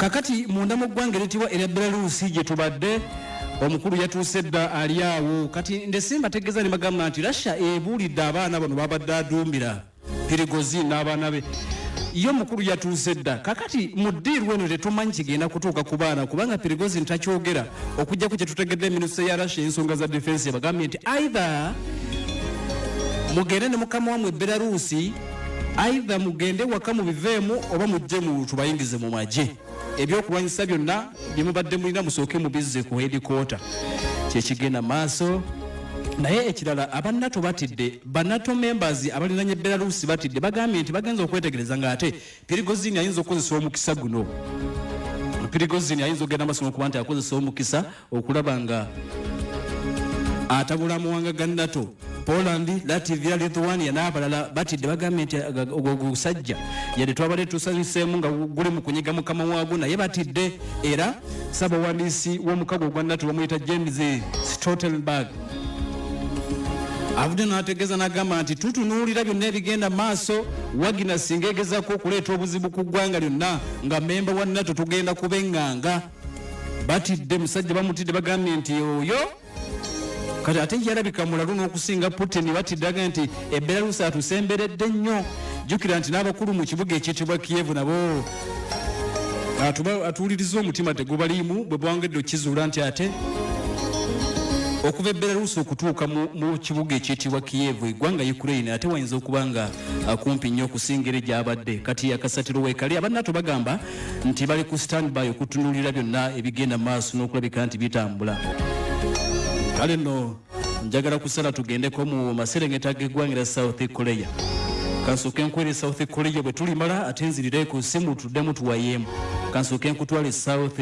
Korea kaseera kano kenya eggwanga South Korea tuwuliriza olunaku olwaliwo mu butongole ng'ennaku z'omwezi 28 omwezi ogw'omukaaga 2023 kyaddaaki bagenze maaso n'okuba nti balangiridde ne bagamba nti okutendeka n'olunaku olwaleero buli muntu mu ggwanga South Korea bamutoddeko omwaka gumu baapide zikyuse bw'oba ng'obadde olina emyaka 2 kati olina 19 okusinziira ku tteeka epya eregenze maaso n'okuba nti liisiddwa litandise okukola olunaku olwaleero buli munnansi wa ggwanga South Korea ng'obadde olina emyaka 2 olina 19 bw'obadde olina omwaka gumu kati toyina ekyo ngenda kibannyonnyola bw'obadde wa myaka 3 kati olina 2 kitandise olunaku olwaleero baswikinze age counting ekyuse okwetola eggwanga eryo akulembera eggwanga lino ye president bamuyita Yoon Suk Yeol yabadde agenda maaso n'okuba nti awoma omutwe mu nteekateeka zino ez'okulaba nti emyaka embala y'emyaka munda mu ggwanga lino egenda maaso n'okuba nti ekyuka.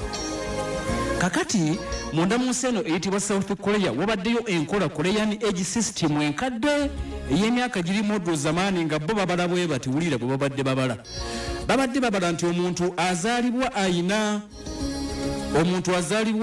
omwaka already nga bo babala bati nti emyezi omwenda gy'omala mu lubuto ogwo guba mwaka.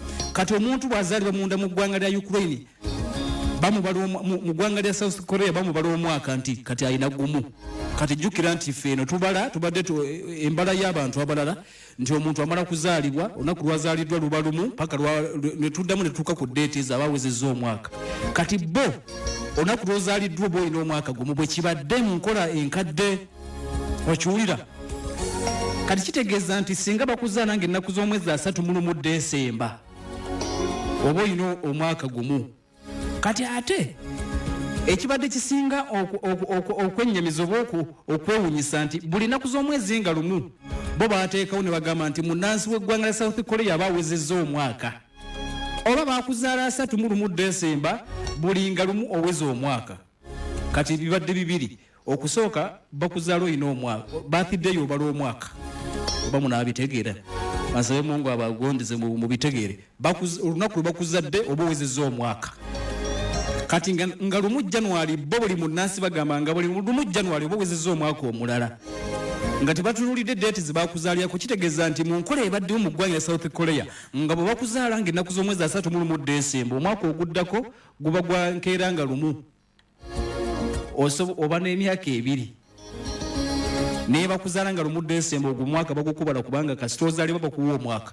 Kati enkeera singa oba wazaaliddwa 31 enkeera nga lumu olwokuba nti enkola eri nti buli nga lumu oba n'omwaka gw'oba owezezza kati nga bakwongerako omwaka. Omuntu asobola okubeera wa mwaka myaka ebiri naye nga bamuzadde jjo mu lubuto emaze emyezi 9 ne bamuzaala ku 31 Desemba awo ne bamuwa omwaka je kakati enkeera nga lumu January ne bamwongera omwaka. Bibadde ebifubu ebityo. Kati enkola eno ekyuse president ayitibwa Yoon Suk Yeol abadde agezaako nnyo okupushinga nga tudde ku nkola eri standard eri international abantu bonna gye babala bino tebitukolera bagamba nti babadde basumbuizibwamukko mu ngeri gye babadde babalamu emyaka egyo. Ajjukira nti enkola eyo yaliko munda mu ggwanga etibwira Japaani. Baba Japaani bagidibya mu mwaka 1950. Aba North Korea ere wa Kim nabo enkola yemu bali bagenda baso n'okuba nti bagitambulirako nga bo emyaka nabo bagibala bwe batyo. Naye enkola eyo bo ne bagijjawo eyo mu myaka tulirize egy'ekinana ne mu South Korea ekyuse era kitegeeza nti buli muntu yenna aliwo mu kaseera kano abadde yabayongerwako omwaka guli nga tannazaalibwa gavumenti egujjeeko oba obadde olina emyaka 10 kakati olina 99 nga bwe yitambula pale FM kula lya muntu wa bulijjo muddewo muyite ku ssimu mutumbire tuwaye oba mwongereyo emboozi endala wano kansooka enfuna ono. Halo waji Walaikum salam wa rahmatullahi wa barakatuh. Omukugu Lukungu Nuuhu. Naam. Ono Kasali Jafari. Kasali osinzidde wa Sseruganda. Sebo. Owekitiibwa Ndizaalwa ye Kalungu mu Buddu. Eri mu Buddu ewaffe. Mugombolola ye Bukulula. Muga muti eyo oli kati oli luddawo essaawa eno. Essaawa zino ndi mu bendobendo lya Kampala. Saidi kyawo. Ndi mu bitundu by'e Busaabala. Okay, wasaalidde wa? Nsaalidde ku Masigidi Kamiisi. Wano mu tawuni bagiyita ey'Ekibiri. Okay. Ku ssomero lya Ibn Masudi High School. Yagaliza ku bantu boyiti. Naye njagala okusooka okubuuza ku YouTube ekitiibwa. Munnange alhamdulillah ndi bulungi. Alhamdulillah nsaba ekisooka. Esebu. Mungu akwongera okumanya n'okutegeera. Allahumma amin. Amina. Ekyo nkikusaba era n'ensabira management n'eya PAL yonna. Esebu. 12 ku ntikko. Sebo ogeze n'okwonako ebbendobendo ery'Amasaka okonye ku mukulu Mpagi Faridi. Sebo oyo waawa n'ematanga. Bwana waawa matanga. Era bo bavanga ematanga nga basomera wano Ekobali Bugonzi. Sheikh Ibrahim Kiyemba ye sheikh waffe ate naye era yavanga matanga nga bajjanuka bali bugonzi ngebasomera era we wali ne Sheikh Musa Kiyemba ne wabo wahaji byemuke mungu amusasire sibere na bendo biretera omukuru oyegera ku mukuru we mukuru Faridi Mpaji aho mubuza Sheikh Isambazira amutegera bulungi Sheikh Musa Kiyemba mumanyi Sheikh Abiru Nsibirwa mumanyi bonna nejagala okwebaza okusooka okwebaza kweki naye waliwo boli yende programu yaffe eno tuli mu kudalya mpola waliwo omusajja ono annumya omutwe omusajja w'Etunisia ono aliwa president Kayisi SBC Kaidi nebuuza ebintu byakola byonna ensi temulaba ensi yagiwamba nakola kino nagamba ekyatoddeokiriranikao kati ate yatukako akaseera ng'afuga yekka bonna ng'abagobye ne palamenti n'agijjawo ashhadu an la ilaha illallah dokita Kayisa akozesanga akantu omusajja yannema okutegeera neneebuuza revolution yatandika naye neŋŋamba oba ensi yonna ye temulaba ate byonna n'abyogera ate nebikola palamenti n'agijjawo ate nesigala ng'atambula munnaaye ekyannema okutegeera kakati mukama wange njagala okusooka okwagaliza management eya PAL egundi olunaku okutambula obulungi eyo yonna ekikinkakatako olw'ensonga PAL tugiyigiddeko PAL yaffe eyo okuva mu ntandikwa eri tuli baana ba ku mugugu era naawe twabeerangayo eri mu buntisaffe nga tusirise bwe wakyusa n'ojjeeno tugamba tuli baana ba ku mugugu mpolampola kasazze waka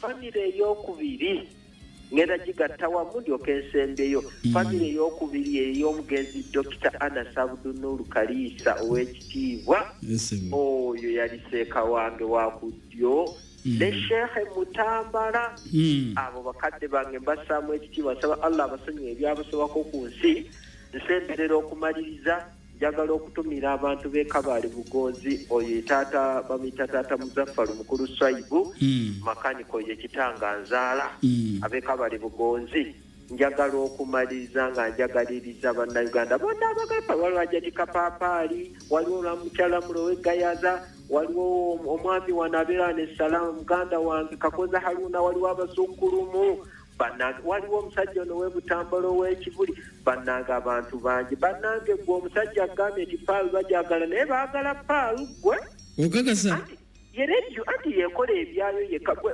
wali osanze wa rediyo etakuba musiki n'ezibya olunaku n'eruka esanga yonna ng'eri kwalaali from day one n'okuba pulogulaamu ye n'ogiteeka ku ttaka ekyo kiyita kyakuzannya si kyangu ssebo mugundi ku bugundi muweereza ku muweereza inside story eguddemu tugenda mu byemizannyo ne tugenda mu ddiini imaamu kyerine najja kawungiza olw'abantu nabo ne beetigika ne bakwata obupapula ne peeni nkutedde sebo bwana Jafari kankuba obulamu neyanziza mukama wange yenze Kasaali Jafari abaagala ennyo salamu alaikum warahmatullahi wabarakatuh wa alaikum salaam warahmatullahi taala wabarakatuh webale nnyo badde munaye sinza mujja kunemuleko omukulu obubaka bwabo maliyo kitegeeza nti abalala ngenda balaba President Kais Saied akulembera Tunisia tujja mufunirayo akadde oyo musajja ssebo lumu yeekyanga ababaka n'abagoba parliament n'agigoba n'ali kulemberamuko omwezi gumu n'alonda abalala bw'atyo tujja mufunirayo akadde Kais Saied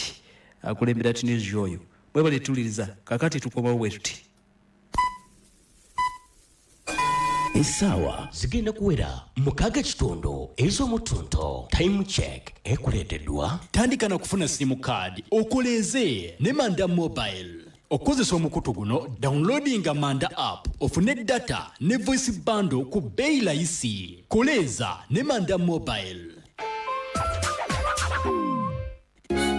Olususu oluganvu n'omubiri omuweweevu kw'ossa n'akawoowo kozesa ebizigo bya Wonders buli lunaku bino bikoleddwa okukuuma olususu n'omubiri okuva leero gula Wonders Petroleum Jelly kino nno nga kyamakaago okufuna olususu oluganvu oluweweevu olunaku lwonna weesiige Wonders Herbal Jelly akuuma olususu lwo nga terukyuse Wonders Baby Jelly ng'ajja kukuuma ensusu z'abato nga nnamu bulungi era nga zirabika bulungi naaba ne Wonders Shower Gel weeyagale n'obuweweevu bw'olususu olususu lwo. Gula ebizigo bya Wonders okuva mu maduuka gonna ko ne supermarkets ezikulinaanye oba kuba ku simu noti 393 33 35 55. Wonders Petroleum Jelly weeyagalire mu mbeera ennungi obudde bwonna.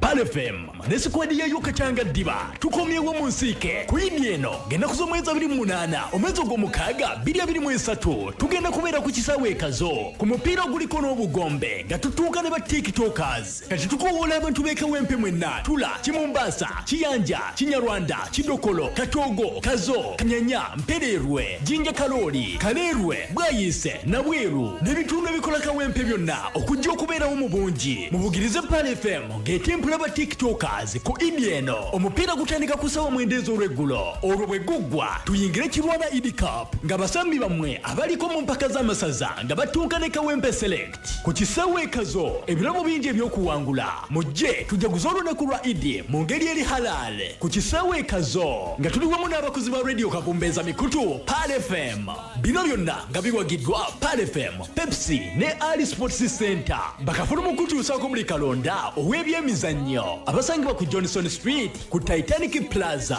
Idi Mubaraka fenna Kazo ku kisaawe.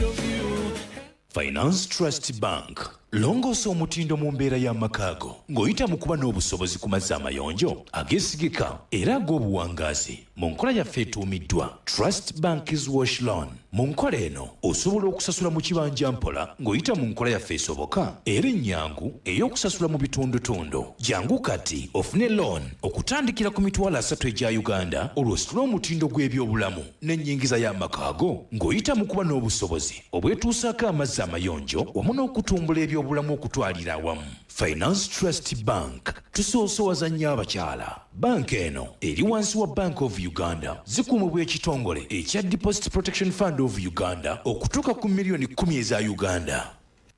Copa bouquet ya antenna for only 16k. Star Times ekwanjulidde bouquet mpya ya antenna Copa bouquet. Sasula busasuza omutwalo gumu mu kakaaga buli mwezi weefunire Copa bouquet onyumirwe ebisanyusa ku Eid Novella E, Tsunami, PPO, MUTV, Natio Wild, BBC n'endala nyingi zonna ku Copa bouquet. Nyumirwa ne channels endala ku miwendo egisoboka. Bakasitoma ba Antenna Nova nyiga star M85# oba star M65# tukuyunga ku Copa bouquet. Star Times Copa, new bouquet, beautifully packaged. Hey, Copa, Copa! Punanga Richard, chapati ngampo mu bulala. Nyongerayo ko katono. Sorry sweet, banange chapati ziweddewo. Ate olunaku lwaleero chapati na kawunga bibisinze okutambula.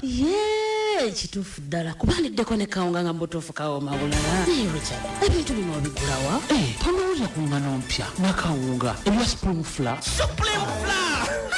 Ngane kwata mangu mpomu nkugambye abagiriddeko bo bagitenda butenzi ejjira mu bipimo bibiri omuli ekyengano ogogosa n'ekyakawunga kakasooli erimu ne vitamins mwenda bweddu okugosa n'ebirungo ebirala ekwanguyiza ekwata mangu n'osobola okutekereza buto. Supreme Flour esangibwa mu supermarket zonna ezisinga obungi mu ggwanga ne maduuka gonna. Supreme Flour ekolebwa bano abamandera Millers abasangibwa e Busega ku Masaka Road. Supreme Flour, a product of Mandela Group. Dennis, ngoyambukira ku misinde gyayiriyiri mu by'emirimu. Emisinde kunyambukira tegireeta gyokka. Nasalawo okufaayo ku kyendi ne kyenjagala okuba gye bulijja. Namalirira kukozesanga ebisingayo mu buli kimu. Nkozesa White Star Magic okukuuma engoye zange nga zitemagana okukamala n'okuwunya obulungi. Kino kinyambye okubeera waggulu mu byonna. Wow, kyamazima ddala. Abakulembeze batambulira wamu n'obuwanguzi. Weeyitira obuwanguzi ng'okozesa White Star Magic. Namba emu mu ggwanga weekuumire mu maaso. Obukyavu tebusobola kwesembereza White Star Magic. White Star Magic olunaku lwonna ng'otukula ebitagambika. Namba emu mu kwoza wano mu ggwanga. oli eyo onoonya kiyinza okuyamba bizinesi y'okusetuka. Finance Trust Bank erina emitendera mingi gyekuteereddewo egigenda okuyamba ku bizinesi yo okutuukawo wennyini w'ogyagala. Mu mpeereza yaffe ey'ebyensimbi osobola okufuna emigaso mingi n'empenda mw'oyinza okuyita bizinesi yo nga mulimu bid bondi eziteetaagisa musingo okutuuka ddala ku miliyoni 3, performance and advance payment guarantees, invoice discount, LPO financing ne contract financing. Okumanya ebisingawo kyayirako ettabi lyaffe erikuli okumpi oba tukubire ku namba yaffe etali yakusasulira ku noti 8 noti 22 noti 5 noti oyogereko n'omuweereza waffe. Finance Trust Bank, putting women first. Erungamizibwa banka enkulu ya Uganda ng'era nga ssente zo z'oteekayo zikuumibwa Deposit Protection Fund of Uganda okutuukira ddala ku miliyoni 10.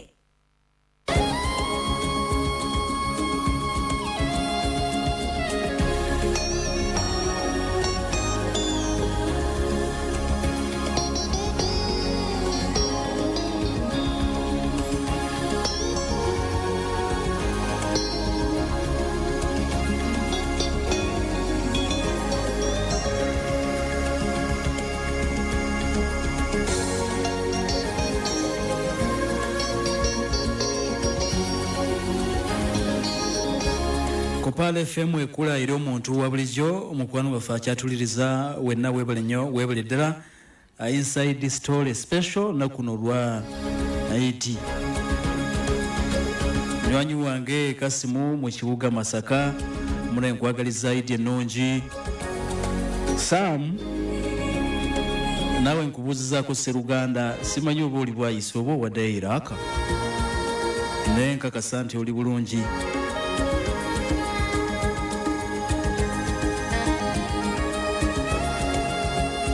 Nange ntumiddeko aba Team Putin, Eid Mubarak, Jose Omumerika, aniono linyasirira bye bulungi naye nga Imamu Haruna wali ku Masjidi Hidaya e Kanyanya asebo webali nnyo okuwuliriza.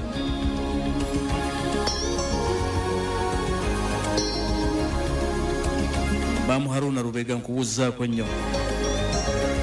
Mukadde waffe Sheikh Rashid enmi yankubuuzizzaako nnyo ssebo nasifa ngambye nti ejjuma gikutte naawe awo enamuŋŋona abasiramu b'amasigiri enamuŋŋone wa Sheikh Elmiya munaye tubabuuzizzaako nnyini ddala. Saamwe ngambye nti ndi kajjansi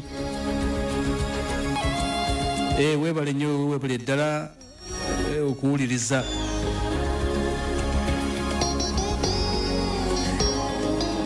Ebintu bwe bitambula amawulire amalala genyinza okubawa wano nga tugenze maaso n'okuba nti tweyongerayo wane waka okujjako ministry ekirala. Minisita Kahindo Tafiira asadde bannaye tasadde naye agenze wali ku muzikiti ku kisaawe ekya Nakivubo Bbulu bannaffe ab'Enakasi we basalidde. Minisita Kahindo Tafiira abadde waawo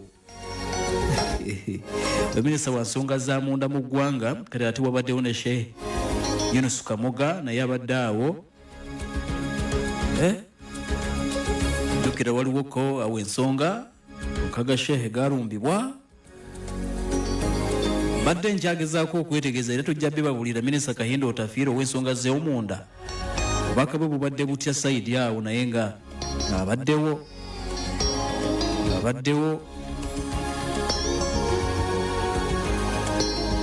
Wano okujjako ekitongole ekya immigration ekivunaanyizibwa ku bayingira n'okufuluma eggwanga abagenze maaso n'okuba nti basuspendinze pasipoti ez'eggwanga lino naddala era bagenda e Denmark nga bagambye nti mulindeemuko tulabe pasipoti ze bannayuganda balina pasipoti ez'empya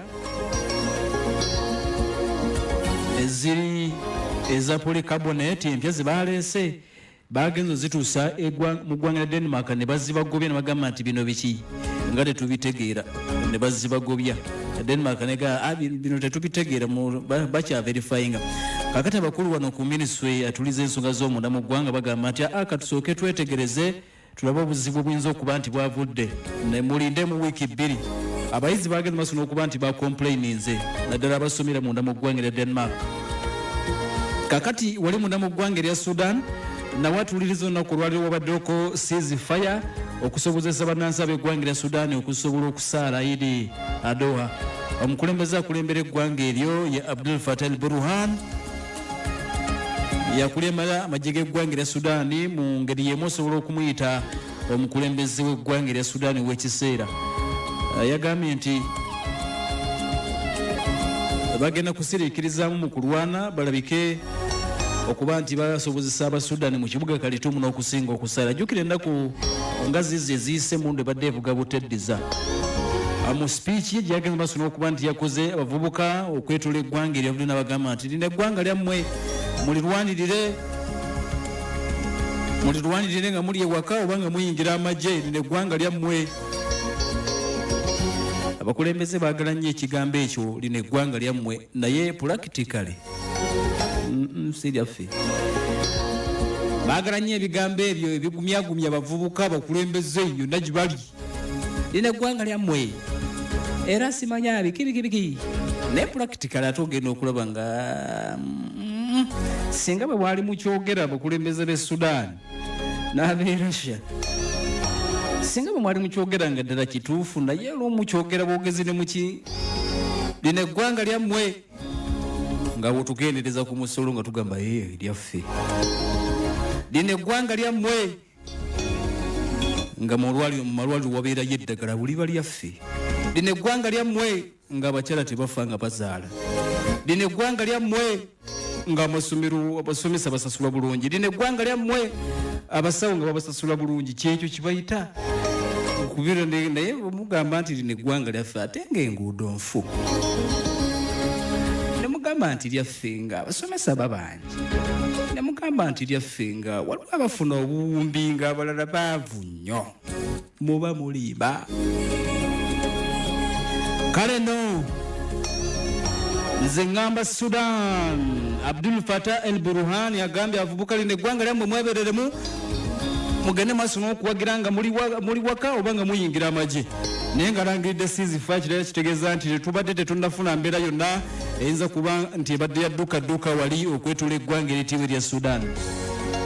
Kampuni ensimbi y'amafuta oba kampuni y'amafuta gye bayita Total Energies bannayuganda bano bagitutte mu kooti bagamba nti kati katugende tuddemu tugirope munda mu ggwanga erya Bufalansa. Bagitutte. Ajjukira nti bano bamu kubali mu mafuta aga Uganda omudumu ogwo gugenda maaso n'okuba nti gusimu okuva mu bitundu ebyobunyoro paka eri mu ggwanga erya Tanzania gye gugenda ogatwala gye bagenda ogalongooseza. Total Energies waliwo bannayuganda baddukidde mu kooti nga bagamba nti ebyaddala balinyirira obutondo bw'ensi, balinyiridde eddembe ly'obuntu. Bagenze mu kooti eri munda mu ggwanga erya Bufalansa bannayuganda 5. Ajjukira nti waliwo emisango redde gyali gyateekebwayo kooti negamba bano bagende maaso n'okuba nti basima amafuta. Kakati waliwo abalala bazzeemu okudduka mu biseera bino. Baddukidde mu kooti nate omulundi omulala bagamba nti twetaaga okubaako nekyetugenda maaso n'okuba nti tukola akaseera kano. Tuli ku Pale FM ekkulu ery'omuntu lwa bulijjo. Hello. Wangi. Assalamu alaikum warahmatullah. Wa alaikum salam warahmatullahi wabarakatuh. Hello.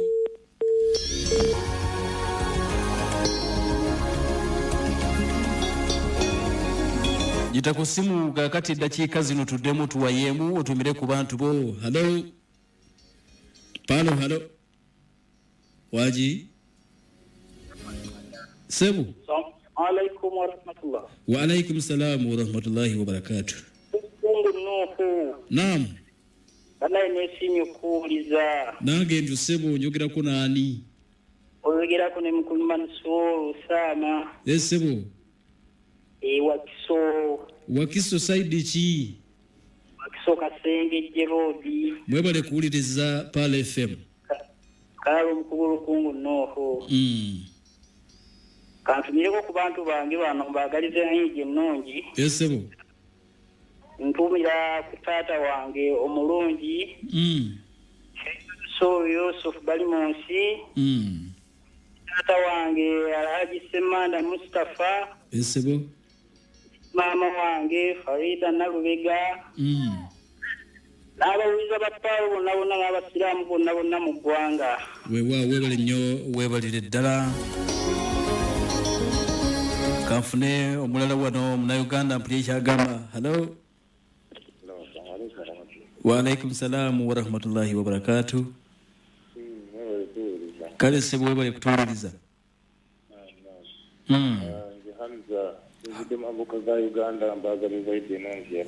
Weebale mamuka ga Uganda oli ggulu. Wanji? Alirira weebale nnyo bwana Hamza. Alirira mamuka ga Uganda twafunye we Dubai. Bana Uganda bali mu ggwanga lya Katanga gye musaalidde munnange mbagaliza Eid ennungi. Waliwo muwala wange Shabira oli mu ggwanga lya Jordan, Rahma oli Saudi, Shifa wa Juma nkubuuzizaako nnyo mu ggwanga lya Qatar, Mwanyinazi Robin oli Saudi Arabia. N'abalala mwenna Bannayuganda abasinzira eweeru, muganda wange Habibu oli eri mu ggwanga lya mu kibuga Dubai weebale kuwuliriza ssebo. Hello. Assalamu alaikum wa rahmatullahi wa barakatuh. Wa alaikum salaam wa rahmatullahi wa barakatuh. Yeebale ssebo. Gale ssebo weebale kutuwuliriza. Yes ssebo. Kansooke ntumireko abantu bange. Ani ono ssebo? Bamuyita Abdu. Abdu oli ludda wa? Ndi wano eno Bunga. Yes ssebo. Ntumirako Mr. Okero Benard. Ssebo. Nentumirako ne Musogo wa Chapati.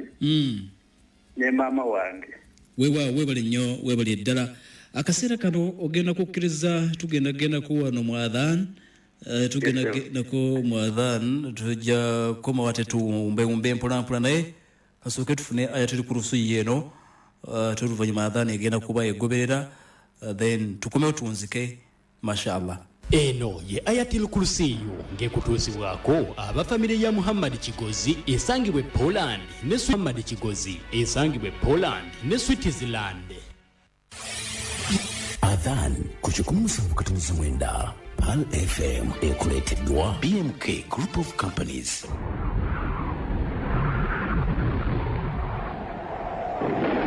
قال رسول الله صلى الله عليه وسلم يغامب مبكوا الله وكساسرك الله كبيرك يه نيميرمبه إذا سمعتم المؤذن بمبا مولد موازيني فقولوا مثل ما يقول المؤذن مديمو غو موازيني بواغامبا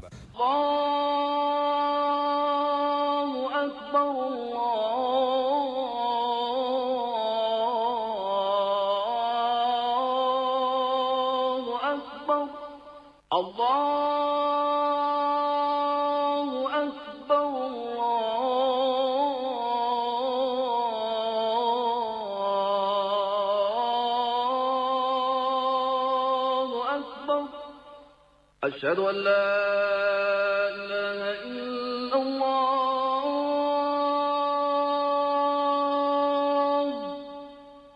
أشهد أن لا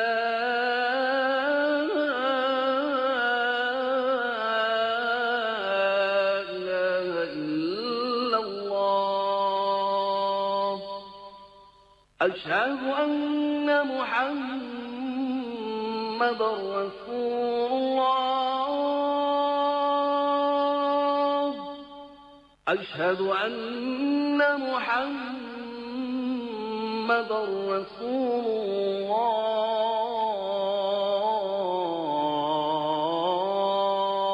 الله حي على الصلاة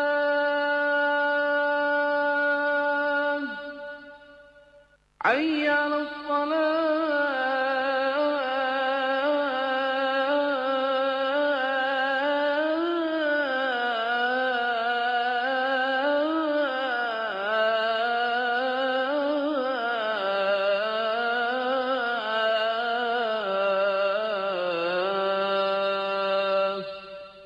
حي على الفلاح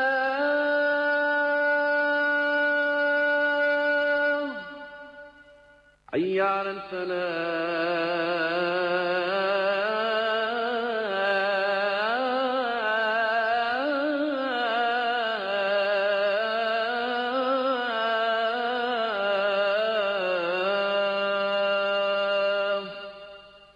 الله أكبر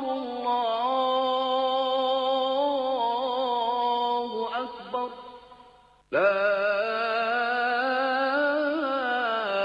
إله إلا الله.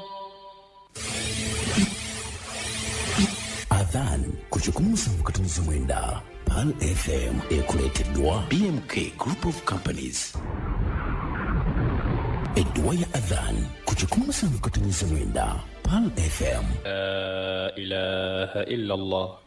اللهم صل على محمد وعلى آل محمد كما صليت على إبراهيم وعلى آل إبراهيم وبارك اللهم على محمد وعلى آل محمد كما باركت على إبراهيم وعلى آل إبراهيم إنك حميد مجيد. رضيت بالله ربا وبالإسلام دينا وبمحمد صلى الله عليه وسلم نبيا. اللهم رب هذه الدعوة التامة والصلاة القائمة آت محمدا الوسيلة والفضيلة ودرجة الرفيعة وابعثه مقاما محمودا الذي وعدته. Edwa ya Adhan kuchukua mkutunizi mwenda Pal FM ekula ly'omuntu wa bulijjo. Eno ye aya y'essaawa eno ng'ekutuusibwako Fresh Mind International abakakasibwa Ministry ya Gender, Labour and Social Development okufunira bannayuganda emirimu emitala w'amayanja mu mawanga nga Dubai, Abu Dhabi ne Qatar. ومن الناس من يجادل في الله بغير علم ولا هدى ولا كتاب منير وإذا قيل لهم اتبعوا ما أنزل الله قالوا بل نتبع ما وجدنا عليه آباءنا أولو كان الشيطان يدعوهم إلى عذاب السعير. Eyo yebadde aya y'essaawa eno ng'ekutuusibwako Fresh Mind International abakakasibwa Ministry ya Gender, Labour and Social Development okufunira bannayuganda emirimu emitala w'amayanja bakubireko ku 0704 23 16 65. Kakati sawa mwenda kitundu Pal FM tuli wali kazo temwerabira tulina omupiira kazo mikwano gyaffe wetugenda okuba ku mulundi guli twali ku 5 wali naye team captain Nasifu yali anzise banyigiza mu kisaawe nga sekwese training okumala emyaka 3 kumpi nali nfudde ufi olwalero ngenda kuba muwagizi Nasifu nkubulidde tonteka ku timu egeno kutandika ngenda kubeera ku touch line nga Mikera Ateta okitegedde naye nga sawa mwenda kitundu mwenda mubeewu wali ekazo Pal FM wetuli. Omwami omu yabadde Jafali owene ekibi yagambye nti Pal FM eri ku halali kati ate ono agenda wali bidongo ajangu wano ku halali March weri bulabe ku bakozi ba Pal FM mujje tuwayemu naye nga sawa mwenda Pal FM ku kisaawe kazabe kawempe yabe kagoma abawa mwenna nabweru kawala side awo na side ezeri katoke mujawo akawungezi Pal FM weri tuyina betugenda okukola kemikolo essaawa ezo mwenda kitundu zosange nga mutuuse. Otherwise njagala kubeebazula okutuuliriza kaseera tulekedde kadhuhuli girogamu omwana ategule ku mwana bategule ebintu tumale okusaala masate gakulemesa okusaala abaana bagambe bategule ebintu mulongose waka eswala yine etuuse bwe mwadde mwatandisedde bwe mwote munaba alhamdulillah naye nga bw'oba osaze making sure nti neighbor wo mulowoozeeko ne bw'oba olina kyonna ky'olina mulowoozeeko ne bw'aba nga si musiraamu mulowoozeeko. Tujja kuba tuddingana enkya si nkya nja kudda wano ku lunaku lwa Sunday programu ya alipoota namutayika inshallah alipoota namutayika ku Sunday wenja okudda inshallah kasooke nzikirire ka Sunday eno tusale ate nyino gende Masaka yonna tusale naye nga mwebale kuwuliriza FM eno n'okutwagala abasiraamu wenna gye musinziira. Muganda wange Matovu Hudu mu nteekateeka ya leero Eid special yagenda okujja wano ate abongereyo naye munaaba muwuliza byagenda bagamba wakati nga muli mu bijiro bya Eid Matovu Hudu gwe ngenda okubalekera ate abongereyo paka ssaawa zijja kuba 9 inshallah naye nga magenti 9:00 olwo ffenna tugenda kubeera wali ekazo ku kisaawe. Mbagaliza akaseera akalungi Dr. Kaima nkwagaliza Eid ennungi ne hakizo zonna oba ziri mmeka na buli muntu yenna awuliriza munnange mutagubya ojjagamba nti obaka sibulengedde naye obaka mbulengedde webale nyo webale eddala muganda wange Mulos Media sebo webale nyo nkwagaliza Eid ennungi tewagenze bukoma nsimbi nabadde ndowooza nti wagenze bukoma nsimbi mwami Mulozi ye Mudashiru tukola naye wano namwenna yamusinzira okuliriza mwebale nnyo yenza Omukugu Lukungu Nuuhu kankwagaliza akaseera akalungi n'okusigala ng'ouliriza Pal FM ekkulira omuntu wa bulijjo bwetu bwe tutambudde mu ngeri eri special ennyo olunaku olwaleero. Assalamu alaikum warahmatullahi wabarakatuh. Myaka 12 nga Pal ekuweereza okuva ku nguudo z'ekibuga Kampala okutuukira ddala mu masoso g'ebyalo ku bizinga